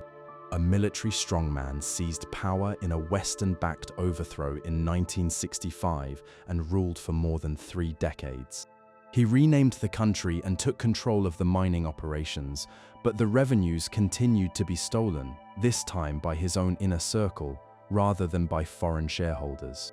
The mines deteriorated under decades of mismanagement and neglect. By the 1990s, copper production had fallen to a fraction of its former levels, and the country, now renamed the Democratic Republic of the Congo, was one of the poorest nations on Earth, despite sitting atop some of the richest mineral deposits anywhere. The 21st century has brought new investment and new mining operations, driving the country's copper production to remarkable levels and making it one of the world's largest producers. But the benefits have been unevenly shared. Small-scale miners, many of them children, work in dangerous conditions in informal operations. Environmental contamination from decades of mining has poisoned water sources and soil. The structures of government that should ensure mining revenues benefit ordinary people remain weak and plagued by corruption. The story of copper in the Congo is perhaps the starkest example anywhere on Earth of what scholars call the resource curse, the troubling pattern by which nations rich in natural resources often suffer worse outcomes, more corruption, more conflict, more poverty, than nations with fewer resources. The copper beneath the red soil of this region has generated billions of dollars in wealth over more than a century. And yet the people who live above it remain among the poorest in the world. It is a story that should give anyone pause, anyone who flips a light switch or plugs in a telephone charger, because the copper that makes those simple everyday acts possible may well have come from this earth, extracted at a human cost that comfortable consumers in the developed world rarely stop to consider. And as we continue our journey through the story of copper, this uncomfortable truth will stay with us, a shadow falling across the warm gleam of the red metal. On a warm afternoon in 1941, on the Sunset Strip in Hollywood, 3 people sat at the bar of a pub, each nursing a business problem. One was an executive who had bought the rights to distribute a Russian-made spirit that no Americans seemed to want. Another was the British-born owner of the pub, who had brewed a ginger beer that nobody would buy. And the third was a woman whose father had owned a copper factory in Moscow and who had arrived in the United States with 2,000 solid copper mugs she could not sell. According to the story, which has been told in many versions, the 3 of them combined their unsellable products into a single drink, the spirit, the ginger beer, and a squeeze of lime, served in one of those gleaming copper mugs. They called it the Moscow Mule, and it became one of the most popular cocktails in America, launching an entire brand into the mainstream and turning the copper mug into an enduring icon of bar culture. It is a small story, but it says something larger about copper's relationship with daily life. More than any other metal, copper has been a presence in the home for thousands of years, not just hidden behind the walls as wiring and plumbing, but right there on the table in the kitchen, in the daily rituals of cooking and eating and drinking. The warm, reddish glow of copper has been associated with hearth and home since the earliest days of metalworking, and its practical qualities, excellent heat conduction, natural germ-killing properties, and resistance to decay have made it the material of choice for cookware and water vessels across countless cultures and centuries. The ancient Egyptians were among the first to use copper vessels for cooking and water storage. The Greeks and Romans used copper and bronze cookware extensively, and a wealthy Roman kitchen was equipped with a collection of copper pots, pans, and serving pieces that would not look entirely out of place in a modern professional kitchen. The great tradition of copper cookware reached its peak in France, where the set of copper pots and pans that formed the basis of professional French cooking became almost sacred. French copper cookware, typically made from thick copper sheets lined with tin on the inside, was prized for its extraordinary ability to distribute heat. A copper pot heats more evenly and responds more quickly to changes in temperature than anything else, giving the cook precise control over the process. This is why, even today, serious pastry chefs insist on copper pans for making caramel and delicate sauces. The tradition of lining copper cookware with tin is a craft in its own right, because copper can react with acidic foods to produce harmful substances if the metal is left bare. the traveling tinker who went from village to village recoating the insides of worn copper pots, was a familiar figure in European life for centuries. In Turkey and Iran, the tradition of tinning copper vessels continues to this day, though the number of practicing craftsmen grows smaller with each passing year. But the most important use of copper in the home is one that most people never think about: the plumbing hidden behind the walls. Copper pipes have carried water into homes since the ancient world. The Egyptians used copper water channels as early as 2,000 years before the Common Era. The Romans used copper pipes alongside their more common lead ones, and copper was preferred in some settings because it did not contaminate the water the way lead did, though this distinction was not yet fully understood. Modern copper plumbing began in earnest in the 1920s, when advances in manufacturing made it possible to produce thin-walled copper tubing in long, seamless lengths suitable for installation inside buildings. By the middle of the 20th century, as the dangers of lead plumbing became widely known, copper had become the dominant material for indoor water supply. By some estimates, copper accounted for roughly 90% of indoor water piping in the United States, and millions of miles of copper tubing had been installed in American homes and buildings. The amount of copper in a typical home is quietly remarkable. A single-family house in the United States contains, on average, roughly 150 pounds of copper in its plumbing, nearly 200 pounds of copper in its electrical wiring, and another 24 pounds in various fittings and fixtures. That adds up to well over 400 pounds, almost 200 kilograms of copper in a single home. Multiply that by the roughly 140 million housing units in the country, and the total quantity of copper locked up in American homes alone is staggering. Beyond plumbing and wiring, copper appears in dozens of household items that most people never notice. The compressor in the refrigerator uses copper tubing. The heat exchanger in the furnace is made of copper. The air conditioner relies on copper coils to move heat. The microwave, the dishwasher, the washing machine, the dryer, they all contain copper motors and wiring. The charger plugged into the wall transmits power through copper, as does the cable connecting it to your phone. Copper has also seen a revival in modern interior design. The warm, rosy tones of polished copper have become fashionable in kitchens and bathrooms, appearing in light fixtures, faucets, cabinet handles, and decorative pieces. The Moscow Mule mug, that accidental invention from a Hollywood bar in 1941, has become a symbol of craft cocktail culture. Copper cookware, once used mainly by professional chefs, is increasingly popular among home cooks who appreciate both its performance and its beauty. The copper in our homes is the quiet backbone of domestic comfort. We rarely see it, rarely think about it, and almost never appreciate the role it plays in delivering clean water, reliable electricity, comfortable temperatures, and working appliances. The pipes behind the walls, the wires in the ceiling, the coils in the basement, these are the hidden structure of the home, unnoticed and taken for granted, but essential beyond measure. When the first builders of permanent houses lined their water channels with copper thousands of years ago, they began a tradition that has only grown deeper with each century. Today, the average person lives quite literally surrounded by copper from morning to night, and that quiet companionship between the red metal and the human home shows no sign of ending. Sometime around 2,600 years before the Common Era, an Egyptian physician sat down with a reed pen and began to compile what would become one of the oldest medical texts in human history.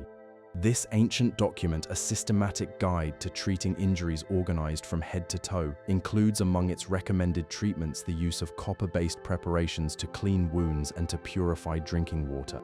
The unknown physician who recorded these methods could not have explained why copper worked. But 4,500 years of experience since then have confirmed his observation.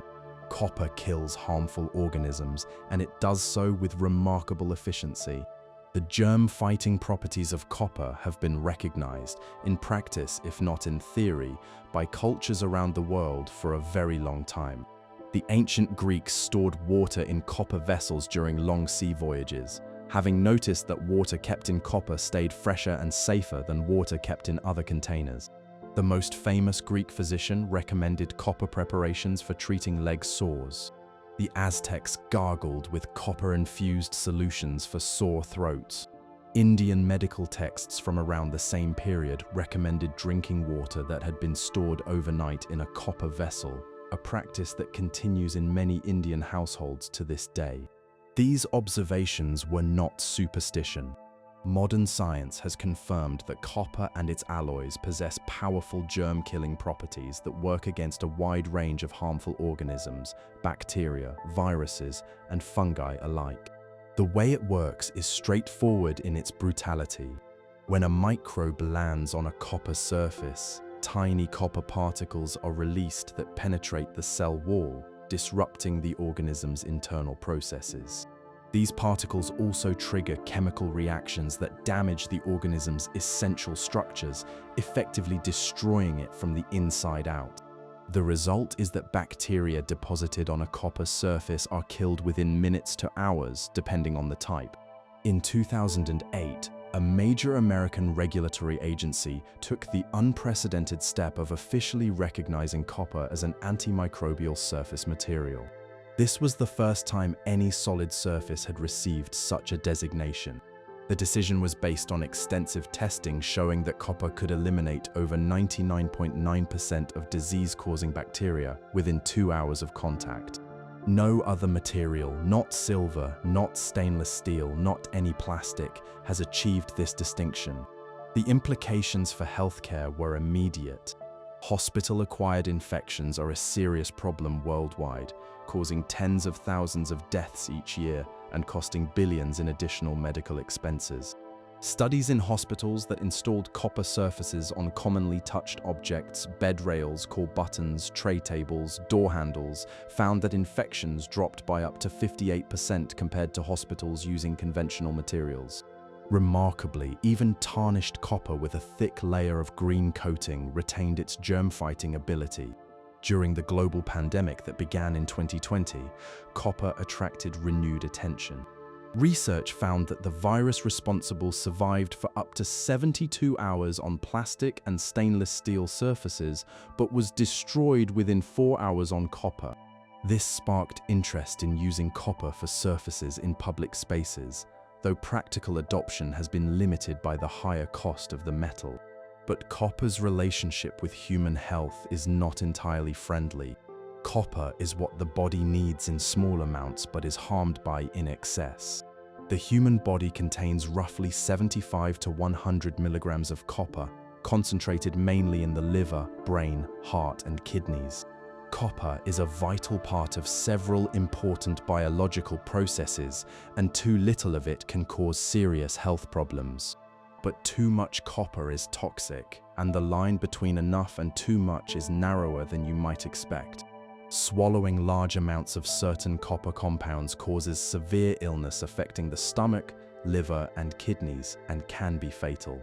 Throughout history, some copper compounds have been used as poisons. Accidental poisoning from copper-contaminated food or water, while uncommon, has been a recurring hazard, particularly in places where acidic water flows through copper plumbing. The most devastating form of copper toxicity is a rare inherited condition that affects roughly 1 in every 30,000 to 100,000 people worldwide. In those who have it, a genetic flaw prevents the body from properly removing excess copper. The metal accumulates progressively in the liver, brain, and other organs, causing liver disease, neurological deterioration, and a characteristic golden brown ring that forms around the iris of the eye. Left untreated, this condition is fatal. But if caught early, it can be managed with medications that bind to the excess copper and help the body remove it. The dual nature of copper in human health, essential in small amounts, dangerous in excess, mirrors the broader duality that runs through the metal's entire story. Copper has been both medicine and poison, tool and weapon, source of wealth and cause of devastation. The same chemical qualities that make copper lethal to bacteria also make it harmful to human cells when present in too high concentrations. It is, As one famous physician noted 5 centuries ago, always a matter of the amount. The ancient Egyptians who used copper to clean wounds, the Greek doctors who recommended it for infections, and the Indian healers who stored water in copper vessels were all, unknowingly, taking advantage of the same chemistry that modern scientists have only recently come to fully understand. The copper that kills bacteria on a hospital bed rail today works by the same mechanism that kept drinking water safe in an Egyptian copper jar 45 centuries ago. The understanding is new, but the practice is ancient, a thread of practical wisdom stretching back to the very beginnings of medicine. In the modern world, copper's medical uses continue to grow. Copper-infused wound dressings, copper-treated hospital bedding and clothing, copper touch surfaces in public transportation, and copper particles in water treatment systems are all active areas of development. The metal that our ancestors first picked up from a stream bed has, in the 21st century, come full circle, valued once again not just for its beauty or its ability to carry electricity, but for its power to protect human health, a gift that the ancient healers recognized long before anyone understood how it worked. In the autumn of 1913, a young Danish physicist published a series of papers that changed the way scientists understood the very building blocks of matter. His model of the atom, with its tiny particles orbiting a central core in specific layers, allowed researchers for the first time to begin explaining why different materials behave so differently. And few materials posed a more intriguing puzzle than copper. Why is this particular metal such an extraordinary conductor of electricity and heat? Why is it one of only 2 metals that is not silver or grey in color? Why is it so soft and easy to shape yet so resistant to decay? The answers, it turns out, lie in the arrangement of the tiny particles inside each copper atom. An arrangement that is subtly different from what simple theory would predict, and it is that small difference that gives copper the properties that have made it so important to human civilization. Copper sits alongside silver and gold in the same family of the periodic table, the trio that has been known since ancient times as the coinage metals. The 3 share a remarkable set of qualities. All are excellent conductors of electricity and heat. All are soft and easy to shape. All resist decay, and all have been used for money and jewelry since the earliest days of metalwork. These shared traits are no coincidence. They arise from a similar arrangement of the innermost particles in each of their atoms. According to the simplest predictions of physics, copper should have 2 particles in its outermost shell. But in reality, it has only one. One of the expected outer particles has dropped down to fill an inner shell, creating a complete, stable inner layer and leaving just a single, loosely held particle on the outside. This is not an error or an approximation. It is a genuine physical phenomenon, and it is the key to nearly everything that makes copper special. That single outer particle is what makes copper such a superb conductor of electricity. In a copper wire, the atoms are arranged in an orderly pattern, and the lone outer particle from each atom is free to detach and drift through the structure. When electricity is applied to the wire, these freed particles flow in response, carrying the current from one end to the other. The more freely these particles can move, the better the material conducts, and copper's single, loosely held outer particle moves through its orderly structure with remarkable ease. Copper's ability to conduct electricity is the second highest of any element, exceeded only by silver. The difference between the two is small enough that copper's far greater abundance and lower cost make it the overwhelming choice for electrical work. The next best practical alternative has only about 60% of copper's ability, and while it is lighter and cheaper by weight, its lower performance means you need thicker conductors to carry the same amount of current, and the connections tend to loosen and overheat more easily over time. The same quality that makes copper a superb electrical conductor also explains why it is so good at transferring heat. In copper, the freely moving particles carry warmth from hot areas to cooler ones with great efficiency, which is why copper is the preferred material for heat exchangers, cooking pots, and the cooling systems in electronic devices. It absorbs and distributes heat faster and more evenly than almost any other substance. Copper's distinctive color is another consequence of the way its atoms interact with light. Most metals appear silver or gray because they reflect all visible colors of light roughly equally. Copper is different. Its internal structure causes it to absorb blue and violet light while reflecting red and orange more strongly. The result is the characteristic warm pinkish-orange color of freshly polished copper, a color shared among metals only by gold, which absorbs and reflects light in a slightly different pattern. The softness and ease with which copper can be shaped also have their roots in its atomic structure. The atoms in a copper crystal are arranged in a geometry that is naturally favorable for allowing layers to slide smoothly past each other. When a coppersmith strikes a piece of copper with a hammer, the force causes these layers to shift, allowing the metal to change shape without cracking. This is why copper can be hammered into sheets thinner than a human hair, drawn into wire finer than a strand of silk, and formed into the most complex shapes without breaking. But copper's softness has limits.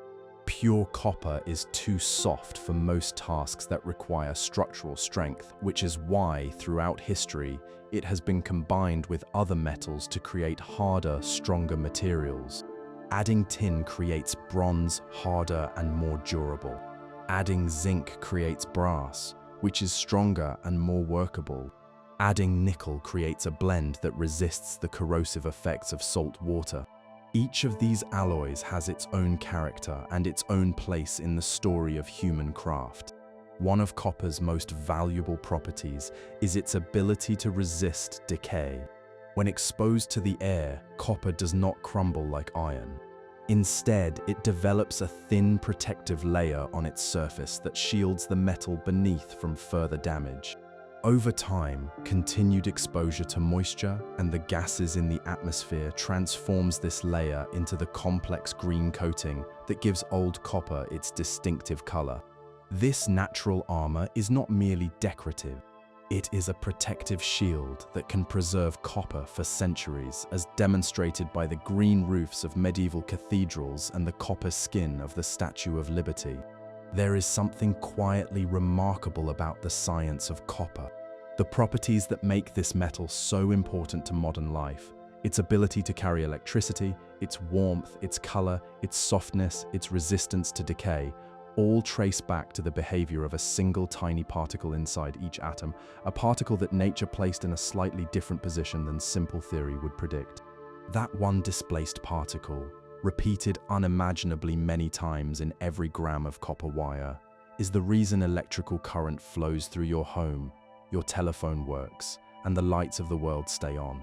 It is a gentle reminder that the foundations of our civilization rest on the behavior of things too small to see, and that the entire web of modern technology depends, quite literally, on the particular arrangement of particles inside a soft, reddish metal that our ancestors first picked from a stream bed thousands upon thousands of years ago.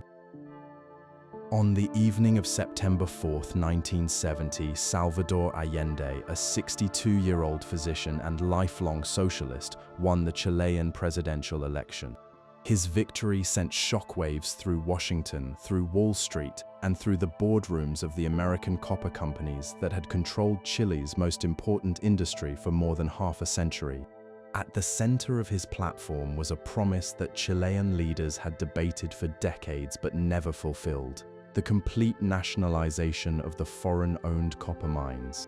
We touched on this story when we spoke about Chile's copper industry, but the political drama that unfolded is important enough to deserve its own telling, because it reveals more clearly than perhaps any other episode in copper's long history how the control of this metal can shape the fate of nations. Copper was the lifeblood of Chile. It accounted for roughly 3/4 of the country's export earnings and was the single most important source of government revenue. But the two companies that controlled the largest and most productive mines were both American, and the profits from Chilean copper flowed overwhelmingly to shareholders in the United States. Chilean nationalists had long resented this arrangement, viewing it as a form of exploitation that drained the country's wealth for the benefit of foreign capital. Previous governments had taken cautious steps toward claiming some control. In the 1960s, one president negotiated partial government ownership of the major mines. But the deals were structured to guarantee the American companies continued management control and generous profits, and Chile's political left dismissed them as window dressing that left the real power balance unchanged. Allende intended to go much further.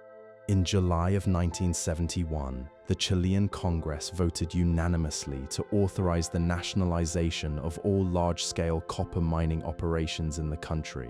The vote was unanimous, an extraordinary display of agreement across party lines that showed just how deeply Chileans felt about the copper question. Even politicians who opposed Allende on every other issue voted in favor, because the principle that Chile's copper should belong to Chile commanded overwhelming popular support. The mines were seized and handed to the state. The Allende government then calculated that the American companies had earned excessive profits over the years, far beyond a reasonable rate of return.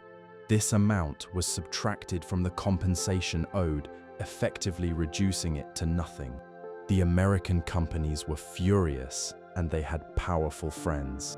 The American government, already hostile to Allende's politics, saw the nationalization as a direct challenge and a dangerous example for other resource-rich countries around the world. There were instructions at the highest levels of the American government to make the Chilean economy suffer. What followed was a systematic campaign to cut off Chile's access to international credit, block loans from major institutions, and encourage American companies to pull out their investments. The Chilean economy, already under strain from ambitious social programs, deteriorated rapidly. Copper prices fell sharply.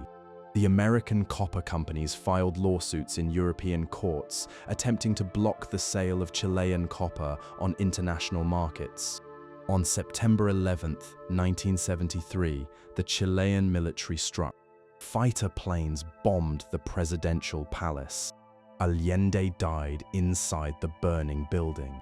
General Augusto Pinochet established a military government that would rule for 17 years. Thousands of political opponents were arrested, tortured, killed, or simply disappeared. Copper did not cause the overthrow on its own, but the nationalization had set in motion the confrontation with the United States, and the economic turmoil that followed, actively worsened by American policy, created the conditions that the military exploited. And here is the most telling detail of all. Even Pinochet, a right-wing military ruler closely allied with the United States and committed to free market economics, did not give the mines back. In 1976, his government created a state copper company to manage the nationalized operations. That company still exists today, still state-owned, still one of the largest copper producers in the world. The nationalization that Allende began proved to be permanent, something that not even a government at the opposite end of the political spectrum was willing to undo. Chile's experience was not unique.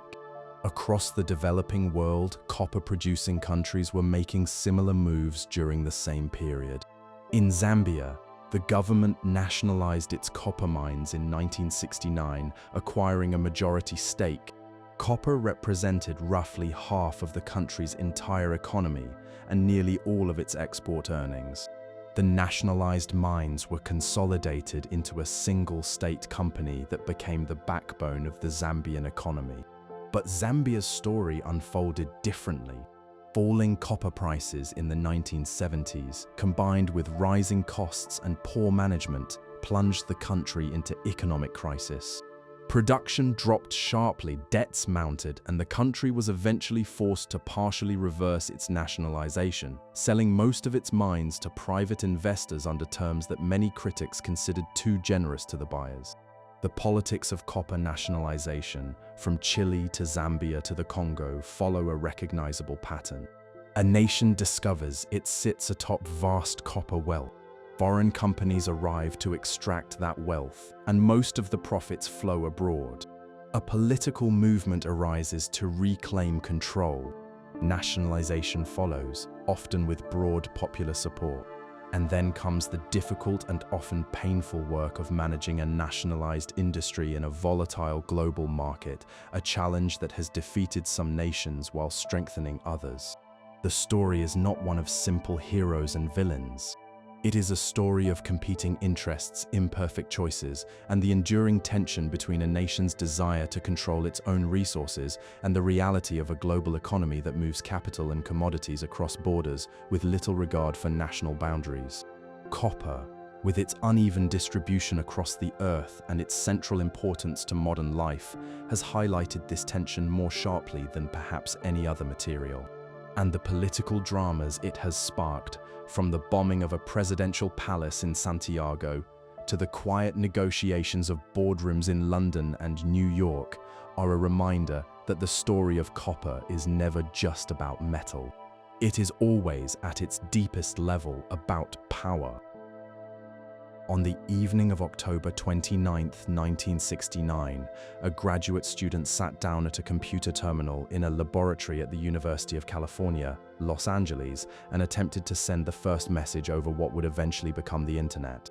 He was trying to connect to a computer at the Stanford Research Institute, 350 miles to the north.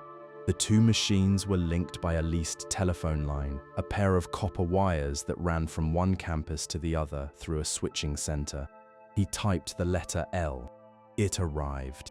He typed the letter O. It arrived.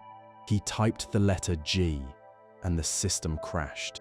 The first message ever sent over the precursor to the modern internet was not the word he intended, but simply the two letters LO, an accidental greeting that some have since read, with the benefit of hindsight, as an announcement: "Lo, the internet is born." That first message traveled over copper.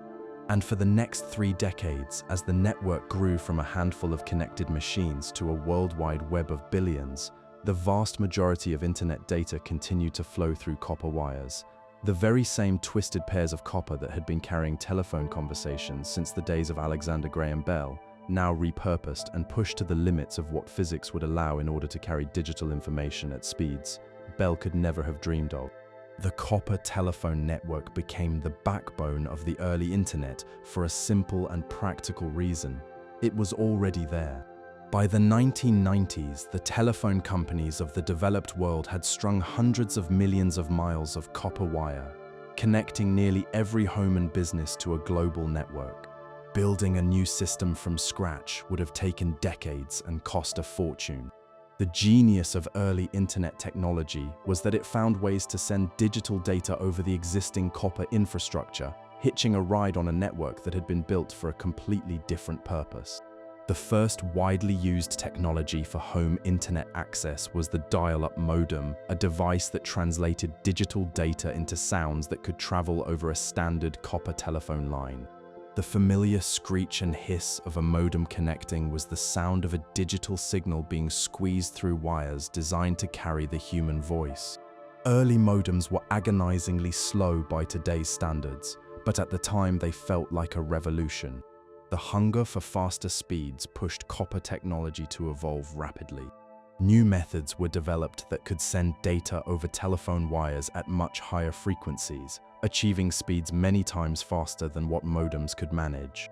At every stage, engineers predicted that copper had reached its limits, and at every stage, clever new techniques were found to push those limits further. Inside buildings and offices, copper was the universal medium for connecting computers to each other. The networking standard called Ethernet, invented in the early 1970s, originally used a thick copper cable and later switched to the thinner twisted pair copper wiring that most of us know today as the blue or gray cable running across office floors. These cables contain 4 twisted pairs of copper wire, each pair carefully wound to reduce interference. Over the years, newer versions of these cables pushed copper connections from modest speeds to a gigabit per second and beyond. But copper's dominance in long-distance communication was not destined to last forever. The development of fiber optics, which sends data as pulses of light through thin strands of glass, offered speeds that copper simply could not match. A single glass strand can carry information at speeds of 100 gigabits per second and more over distances of many miles without losing signal strength. Copper, limited by its electrical properties, could not compete at these distances and speeds. The replacement of copper by fiber has been a gradual process. Long-distance telephone lines were the first to make the switch, beginning in the 1980s. Undersea cables, which once used copper, are now entirely fiber. The main networks connecting cities and countries have been fiber-based for decades. But in the final stretch from the network to each individual home, the so-called last mile, copper has proven remarkably stubborn. This persistence is partly about economics. The copper telephone network already reaches almost every home, and replacing it with fiber means digging up streets and running new cables into every building, an expensive and disruptive project. It is also partly about engineering ingenuity. The latest versions of the technology for sending data over copper keep squeezing more speed out of existing wires, and it is partly simple momentum. Hundreds of millions of homes around the world are connected by copper, and while fiber is clearly where the future lies, the copper present is not disappearing quickly. Inside our homes and offices, copper remains firmly in charge for short-distance connections. The cables that link your computer to the network, the cables that connect your monitor, the cables that charge your phone and your laptop, all of these use copper conductors. A typical smartphone contains roughly 15 grams of copper. A laptop holds about 50 grams. A desktop computer may contain over a kilogram. And the massive data centers that power cloud computing, streaming video, and social media use enormous quantities of copper for their internal wiring, cooling systems, and power distribution. The digital age has not replaced copper. It has added entirely new layers of demand on top of existing ones. Every new phone, every new laptop, every new server, every new data center needs copper. The growing world of connected devices, from smart home gadgets to wearable trackers to self-driving cars, is creating categories of copper demand that did not exist a decade ago. The copper wire that carried that first truncated internet message from Los Angeles to Stanford in 1969 was a descendant of the wire that carried Bell's first phone call, which was itself a descendant of the first telegraph wire. The medium has evolved, the speeds have increased by a factor of billions, and the uses have multiplied beyond counting. But the fundamental material remains the same: copper, the soft, warm-colored metal whose freely moving particles carry our signals and our voices with quiet, reliable efficiency. In the digital age, as in every age since the first coil of wire was wrapped around a magnet, copper is the invisible medium through which the modern world speaks to itself. In the early morning darkness of August 4th, 2014, a section of the waste storage dam at a copper and gold mine in central British Columbia gave way without warning. A wall of liquid mine waste, millions of cubic meters of contaminated mud and water, burst through the gap and roared down a creek toward a nearby lake. The flood carved a path 50 meters wide through the forest, snapping trees like matchsticks. It carried with it thousands of tons of copper compounds, along with arsenic, nickel, and lead, dumping this toxic mixture into one of the deepest and cleanest freshwater lakes in the province. It was the worst environmental disaster in Canadian mining history. No criminal charges were ever filed. This disaster was not a freak occurrence. It was a particularly dramatic example of a problem that has followed copper mining for centuries: the environmental devastation that accompanies the extraction of a metal whose ore is typically less than 1% copper. To produce a single ton of the metal, miners must dig up and process roughly 100 to 200 tons of rock, generating vast amounts of waste that contain heavy metals and other harmful substances. This waste is typically stored behind earthen dams in enormous holding ponds that can cover thousands of acres. When those dams fail, as they do with disturbing regularity around the world, the consequences are devastating. The environmental cost of copper mining is not new. The Greenland ice cores that record thousands of years of air quality show a clear rise in copper contamination beginning around 3,000 years before the Common Era, when large-scale smelting began in the ancient Near East. The contamination peaked during the Roman period, when massive operations at Rio Tinto and elsewhere pumped huge quantities of pollutants into the atmosphere. The Romans left behind landscapes scarred by mining, with poisoned soils and bare hills still visible in Spain, Britain, and Cyprus more than 2,000 years later. But the scale of modern copper mining's impact dwarfs anything the ancient world could produce. Today's open-pit copper mines are among the largest holes ever dug by human hands. One mine in Utah is roughly 4 kilometers wide and over a kilometer deep, visible from space, so large it affects local weather.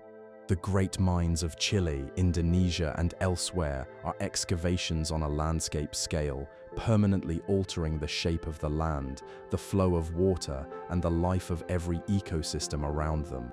One of the most persistent problems is what happens when certain minerals commonly found alongside copper ore are exposed to air and water during mining. They react to form a strong acid, which then dissolves toxic metals from the surrounding rock, creating a poisonous brew that can devastate waterways for miles downstream. This process feeds on itself.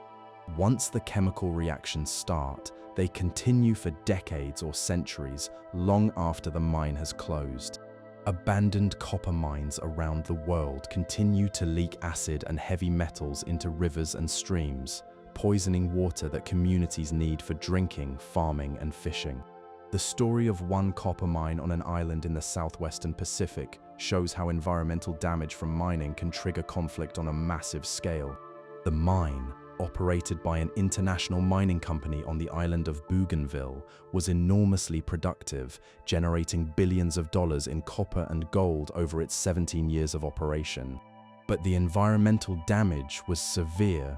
Over 1 billion tons of waste were dumped directly into the local river system, devastating communities downstream that depended on the river for water and food.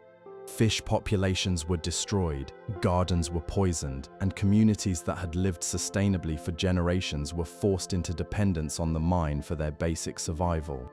In the late 1980s, the local people launched a campaign against the mine, and when the government responded with military force, the protest escalated into a full-scale civil war that lasted nearly a decade and killed an estimated 15,000 to 20,000 people.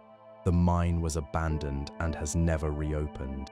The environmental damage continues, with contaminants still leaking from the open pit and the waste dumps into the rivers decades after the last copper was extracted. In South America, in Africa, in the mountains of Asia, the pattern repeats. Mining operations contaminate water and soil with heavy metals. Communities downstream suffer elevated rates of illness. And the legacy of mining persists long after the last truck has carried away the last load of ore. In the United States alone, the aftermath of copper mining has left more than 40 of the most severely polluted sites in the country, from the toxic lake filling the pit in Montana to the smelter sites of the desert southwest. The uncomfortable truth at the heart of this story is that copper is essential to modern life and to the transition to cleaner energy that promises to address climate change. But extracting copper causes environmental damage that is difficult to reduce and impossible to eliminate entirely. Every electric car, every solar panel, every wind turbine that is built in the name of a cleaner future requires copper that must be dug from the ground, processed with chemicals and energy, and shipped around the world, leaving a trail of environmental harm at every stage. This is the great contradiction of copper in the 21st century. The metal that is essential to building a greener future can only be obtained through processes that damage the natural world in the present. The challenge facing the mining industry, governments, and all of us as consumers is how to get the copper that civilization needs while protecting the communities and landscapes that bear the cost of its extraction. It is a challenge without easy answers. And the long history of copper mining, from the scarred hills of Roman Spain to the toxic waters of the South Pacific, suggests that the balance between taking from the earth and protecting it is one that human societies have struggled with for as long as they have dug metal from the ground. As our story nears its end, this tension between the promise of copper and its price will only grow more pressing. In the late 1990s, workers demolishing a row of old townhouses in South London discovered something unexpected behind the walls: copper water pipes that had been installed more than a century earlier, during the original construction of the houses in the 1880s. The pipes were still in excellent condition, their walls barely thinned by age, their joints still tight. The workers pulled the pipes out, loaded them onto a truck, and sent them to a scrap dealer who weighed them, paid by the pound, and sent the copper to a smelter where it was melted down and recast into new copper rod. Within weeks, the copper that had carried water through a home in the reign of Queen Victoria was flowing through newly manufactured electrical wire, ready for another century of service. This small, unremarkable episode tells us something extraordinary about copper. It can be recycled endlessly without any loss of quality. Unlike many materials that weaken or degrade with each cycle of use and recovery, copper can be melted and recast again and again, and the result is chemically identical to copper freshly refined from ore. Its ability to conduct electricity, its resistance to decay, its workability, none of these change no matter how many times the metal is melted, reshaped, used, collected, and melted again.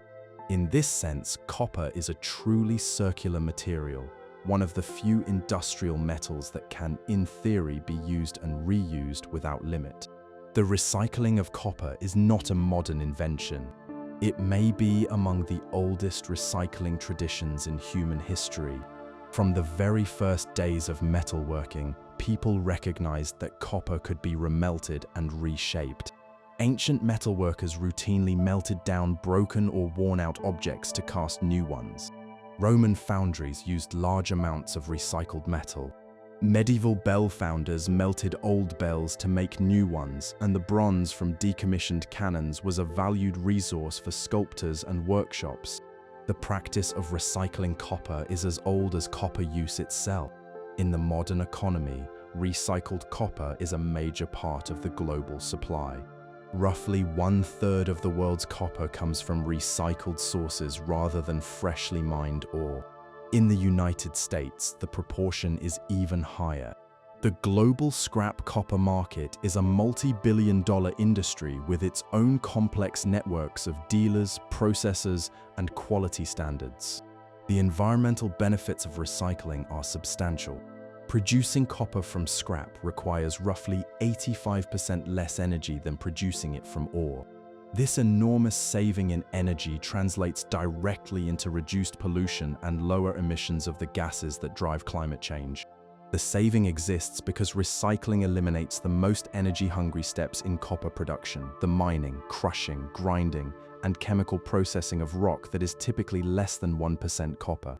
When copper is recycled, the only energy needed is to melt it, a task that uses a fraction of the energy required to pull the same amount of metal from the ground. All of the environmental costs of primary mining, the waste piles, the acid drainage, the habitat loss, the water use, are avoided entirely. And yet, despite these clear advantages, a significant amount of copper that reaches the end of its useful life is not being recovered. The biggest challenge is the copper trapped inside electronic waste. Electronic devices, from phones to servers to household gadgets, contain meaningful quantities of copper in their circuit boards, connectors, and wiring. But less than 40% of the copper in this waste stream is currently being recovered. The rest ends up in landfills or is handled by informal recyclers who often recover only the most valuable metals and discard or mishandle the rest. The problem is partly economic. Extracting copper from complex electronic devices means taking them apart, separating copper from dozens of other materials including plastics, glass and other metals, and processing the recovered copper to a level of purity suitable for reuse. This is expensive, especially in countries where labor costs are high. In many cases, it is still cheaper to mine and refine new copper than to recover it from old electronics, a perverse situation that works against recycling. The idea of urban mining has emerged as one response. This concept treats the copper already embedded in buildings, power lines, and consumer products as a kind of ore deposit to be explored and harvested, much like a conventional mine. The copper locked inside the buildings, bridges, wires, and devices of the developed world represents a vast reserve of already refined metal. Estimates suggest that the total stock of copper currently in use worldwide exceeds 700 million tons, a figure that rivals the identified reserves still in the ground. Buildings are demolished or renovated every few decades, and the copper plumbing and wiring they contain can be pulled out and recycled. Old power lines, when they are replaced, yield copper that is among the most consistently recycled material in the world. Cars, which contain an average of roughly 23 kilograms of copper each, are typically processed at the end of their lives through well-established recycling systems that recover most of the metal. The future of copper recycling will be shaped by the same forces driving the copper market as a whole: the explosion of demand from the shift to cleaner energy, the increasing cost of mining lower quality ore, and the growing awareness of mining's environmental toll.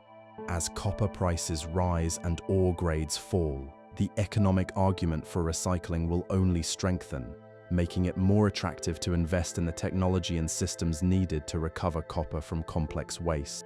The vision of a truly circular copper economy, in which every atom of the metal is recovered and reused at the end of each product's life, remains a distant goal. But it is not an impossible one. Copper's unique physical qualities, its ability to be melted and recast without limit, make it one of the very few industrial materials for which a fully circular economy is at least theoretically possible. The copper that was hammered into beads by our most distant ancestors, cast into bronze by ancient metalworkers, drawn into wire by Victorian engineers, and embedded in the circuit boards of our phones today is, in principle, the very same copper, endlessly recyclable, endlessly useful, and as valuable on its 1000th life as on its first. On a summer afternoon in 2017, in a sprawling factory on the outskirts of a California city, the first mass-produced electric car from a new generation of automakers rolled off the assembly line. The car was sleek, elegant, and entirely electric, powered by a battery and a motor rather than the gasoline engine that had dominated automobiles for more than a century. But what few people watching that moment realized was just how much copper was inside the vehicle. It contained roughly 83 kilograms of the metal, nearly 4 times the amount found in a conventional car. The copper was in the motor windings, in the battery connections, in the wiring harness that ran through the body, in the charging system, and in dozens of other components. This electric car was, in a very real sense, a copper car. That vehicle was not the first electric car, but it was the one that proved electric cars could be built at scale for an everyday market. Its success, and the broader revolution in electric transportation that followed, has unleashed a surge in copper demand that is transforming the global copper market and raising urgent questions about whether the world can produce enough of the metal to build the cleaner energy future that governments and companies have promised. The numbers are worth sitting with for a moment. An electric car uses 2 to 4 times more copper than a conventional one, mainly because of the copper-heavy motor and battery system. A large offshore wind turbine requires 8 to 15 tons of copper for its generator, its cables, its connections to the electrical grid. A solar energy installation uses roughly 5.5 tons of copper for each unit of generating capacity for its wiring, its power conversion equipment, and its connections. Battery storage systems needed to smooth out the variable output of wind and solar require still more copper. When you multiply these per-unit figures by the number of electric cars, wind turbines, solar farms, and storage systems that the world plans to build over the coming decades, the total copper requirement is enormous. The energy transition currently accounts for roughly a quarter of global copper demand, and that share is expected to grow dramatically over the next 15 years.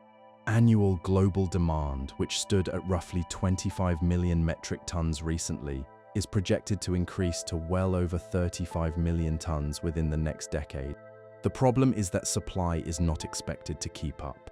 New copper mines take 10 to 20 years to develop from first discovery to first production, and that timeline is getting longer as environmental regulations tighten, communities resist new mining projects, and the remaining ore deposits become lower in quality.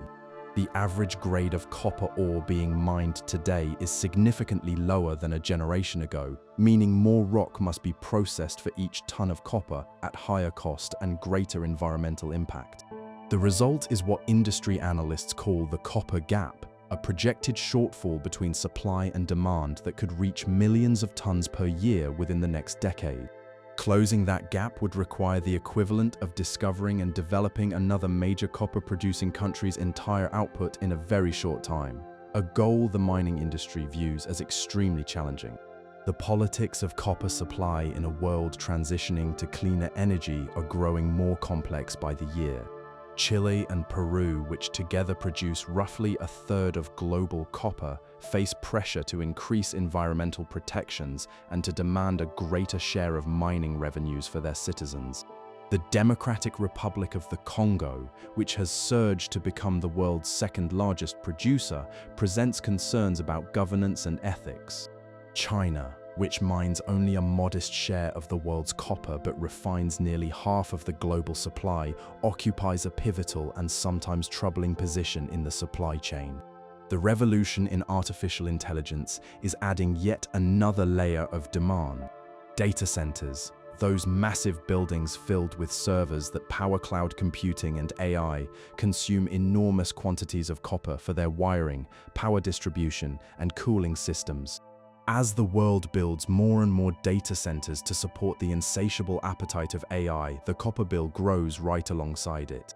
The intersection of copper scarcity and the green energy transition creates a paradox that leaders are only beginning to wrestle with. The world needs to build vast amounts of renewable energy infrastructure to tackle climate change, but building that infrastructure requires vast amounts of copper, and mining that copper causes the kind of environmental harm that the green transition is supposed to prevent. Wind turbines cannot be made without copper. Electric cars cannot run without copper motors. The electrical grid that must be expanded to carry renewable energy cannot function without copper wires. Copper is quite literally the metal the green revolution is built upon. Some observers have begun to describe copper as the new oil, meaning that access to copper supply may become as strategically important in this century as control of petroleum was in the last. Just as 20th century politics was shaped by the struggle over oil, 21st century politics may be shaped by the competition for copper deposits. Nations sitting on large reserves may find themselves with outsized influence, while nations without domestic copper production may find themselves exposed to supply disruptions and price shocks. Copper prices have already responded to these pressures. After years of trading in a relatively stable range, prices have surged, reflecting the market's growing awareness of the gap between supply and demand. Higher prices encourage new investment in mining, but the long timelines for developing mines mean the supply response will be slow. The green energy revolution has given copper a new urgency, a new importance, and a new set of contradictions. The metal that powered the first electrical revolution in the 19th century is now essential to the second. But whether the world can find, extract, and process enough copper to build the future it has promised, without destroying the natural world in the process, is one of the defining questions of our time. And it is a question whose answer remains for now uncertain. 4,000 meters beneath the surface of the Pacific Ocean, on the vast dark plain of the seafloor stretching between Hawaii and Mexico, the bottom is carpeted with billions of dark, potato-sized lumps that look like nothing so much as a field of rocks scattered across a muddy garden. These lumps contain copper, along with nickel, cobalt, and manganese, and they represent the largest untapped concentration of several important metals on Earth. Several companies backed by governments eager to secure supply for the green energy transition have applied for permission to begin harvesting these lumps from the deep ocean floor, using massive machines that would crawl across the seabed, vacuum up the nodules, and pump them to ships on the surface for processing. As of now, no commercial deep-sea mining operation has begun anywhere in the world. The international body that governs mining in international waters has issued exploration permits but has not yet approved the rules for full-scale extraction. The technical challenges are formidable. Operating heavy machinery at extreme depths, in total darkness and under crushing pressure, is among the most difficult engineering problems ever attempted. And the environmental concerns are profound. The ecosystems of the deep ocean floor are barely understood, and scientists warn that mining could destroy habitats that took millions of years to form, wiping out species that have never been catalogued in pursuit of metals that might be obtainable through other means. This debate over deep-sea mining captures the central tension of copper's future. The world needs far more copper than it currently produces, and the question is where that copper will come from and at what cost. The traditional answer, more mines on land, faces growing opposition from communities that have witnessed the damage mining can cause. The newer answer, mining the ocean floor, opens a different set of risks. And a third possibility, which some scientists and innovators believe may be the most promising of all, involves fundamentally rethinking how we pull copper from the earth. One of the most intriguing approaches uses tiny living organisms to do the heavy chemical work.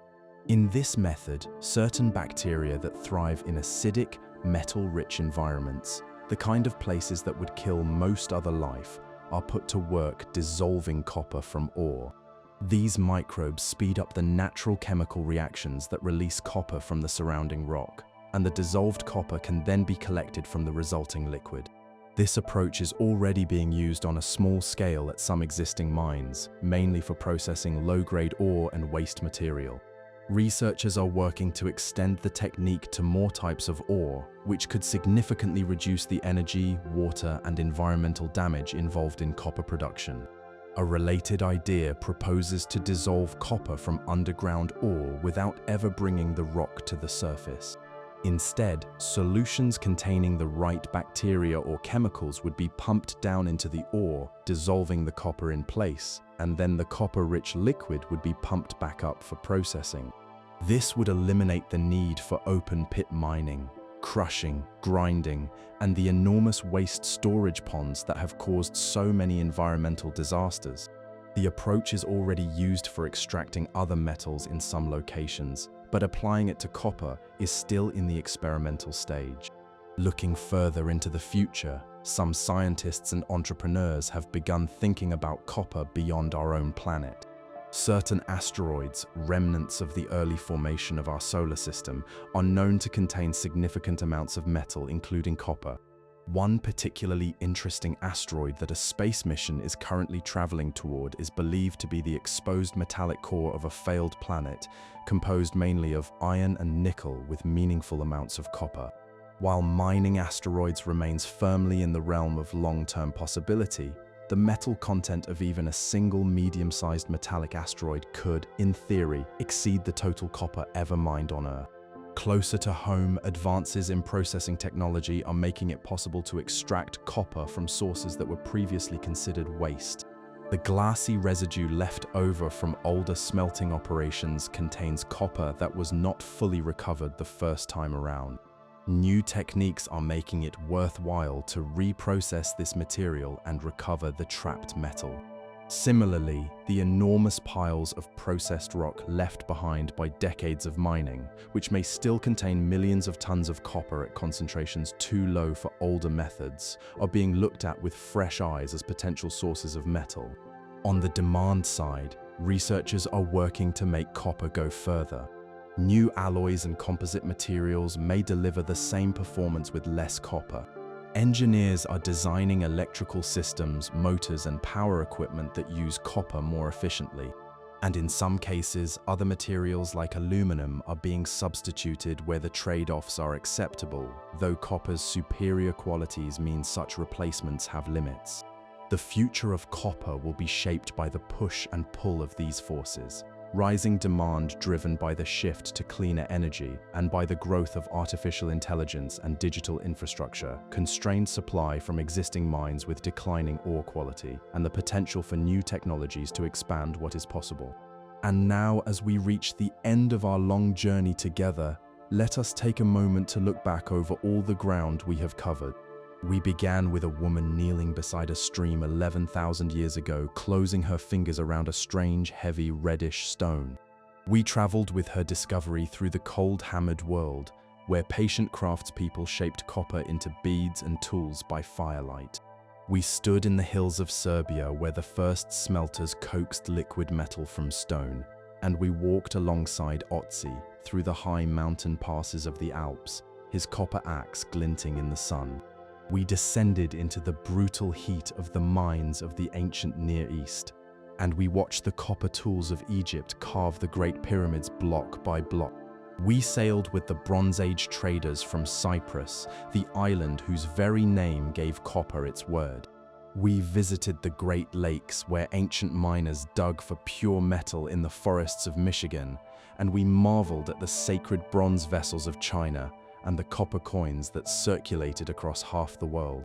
We followed the Roman legions to the mines of Spain and Britain, and we read the copper plate inscriptions that preserved the history of India. We listened to the hammers of the Islamic coppersmiths in Cairo, and we watched the ground give way beneath the great mine at Falun. We crossed the ocean with the copper-bottomed ships of the British Navy, and we stood in the snow with the striking miners of the Keweenaw. We watched the copper kings of Montana fight for control of the richest hill on Earth, and we followed the copper wire that carried Edison's first electric light and Bell's first telephone call. We saw the Statue of Liberty turn green with time, and we counted the copper in the shells that fell on the fields of France. We witnessed the struggle over Chilean copper that ended in a violent overthrow, and we mourned the human cost of mining in the Congo. We learned that the copper in our walls and our phones and our everyday lives is quietly essential, and we discovered that this ancient metal may be the key to whether humanity can build a cleaner future. It has been a long story, spanning 11,000 years, touching every continent, every civilization, every corner of human experience. And through it all, copper has been there, soft and warm and endlessly useful. The first metal we ever touched, and perhaps the most important metal we will ever need. The gleam in the riverbed was only the beginning. The rest of the story, your story and mine, is still being written. But for tonight, that is enough. Close your eyes if you have not already. Let the warmth of this old, familiar metal settle around you like a blanket.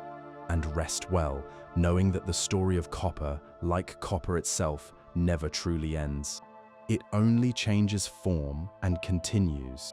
Good night and sleep well.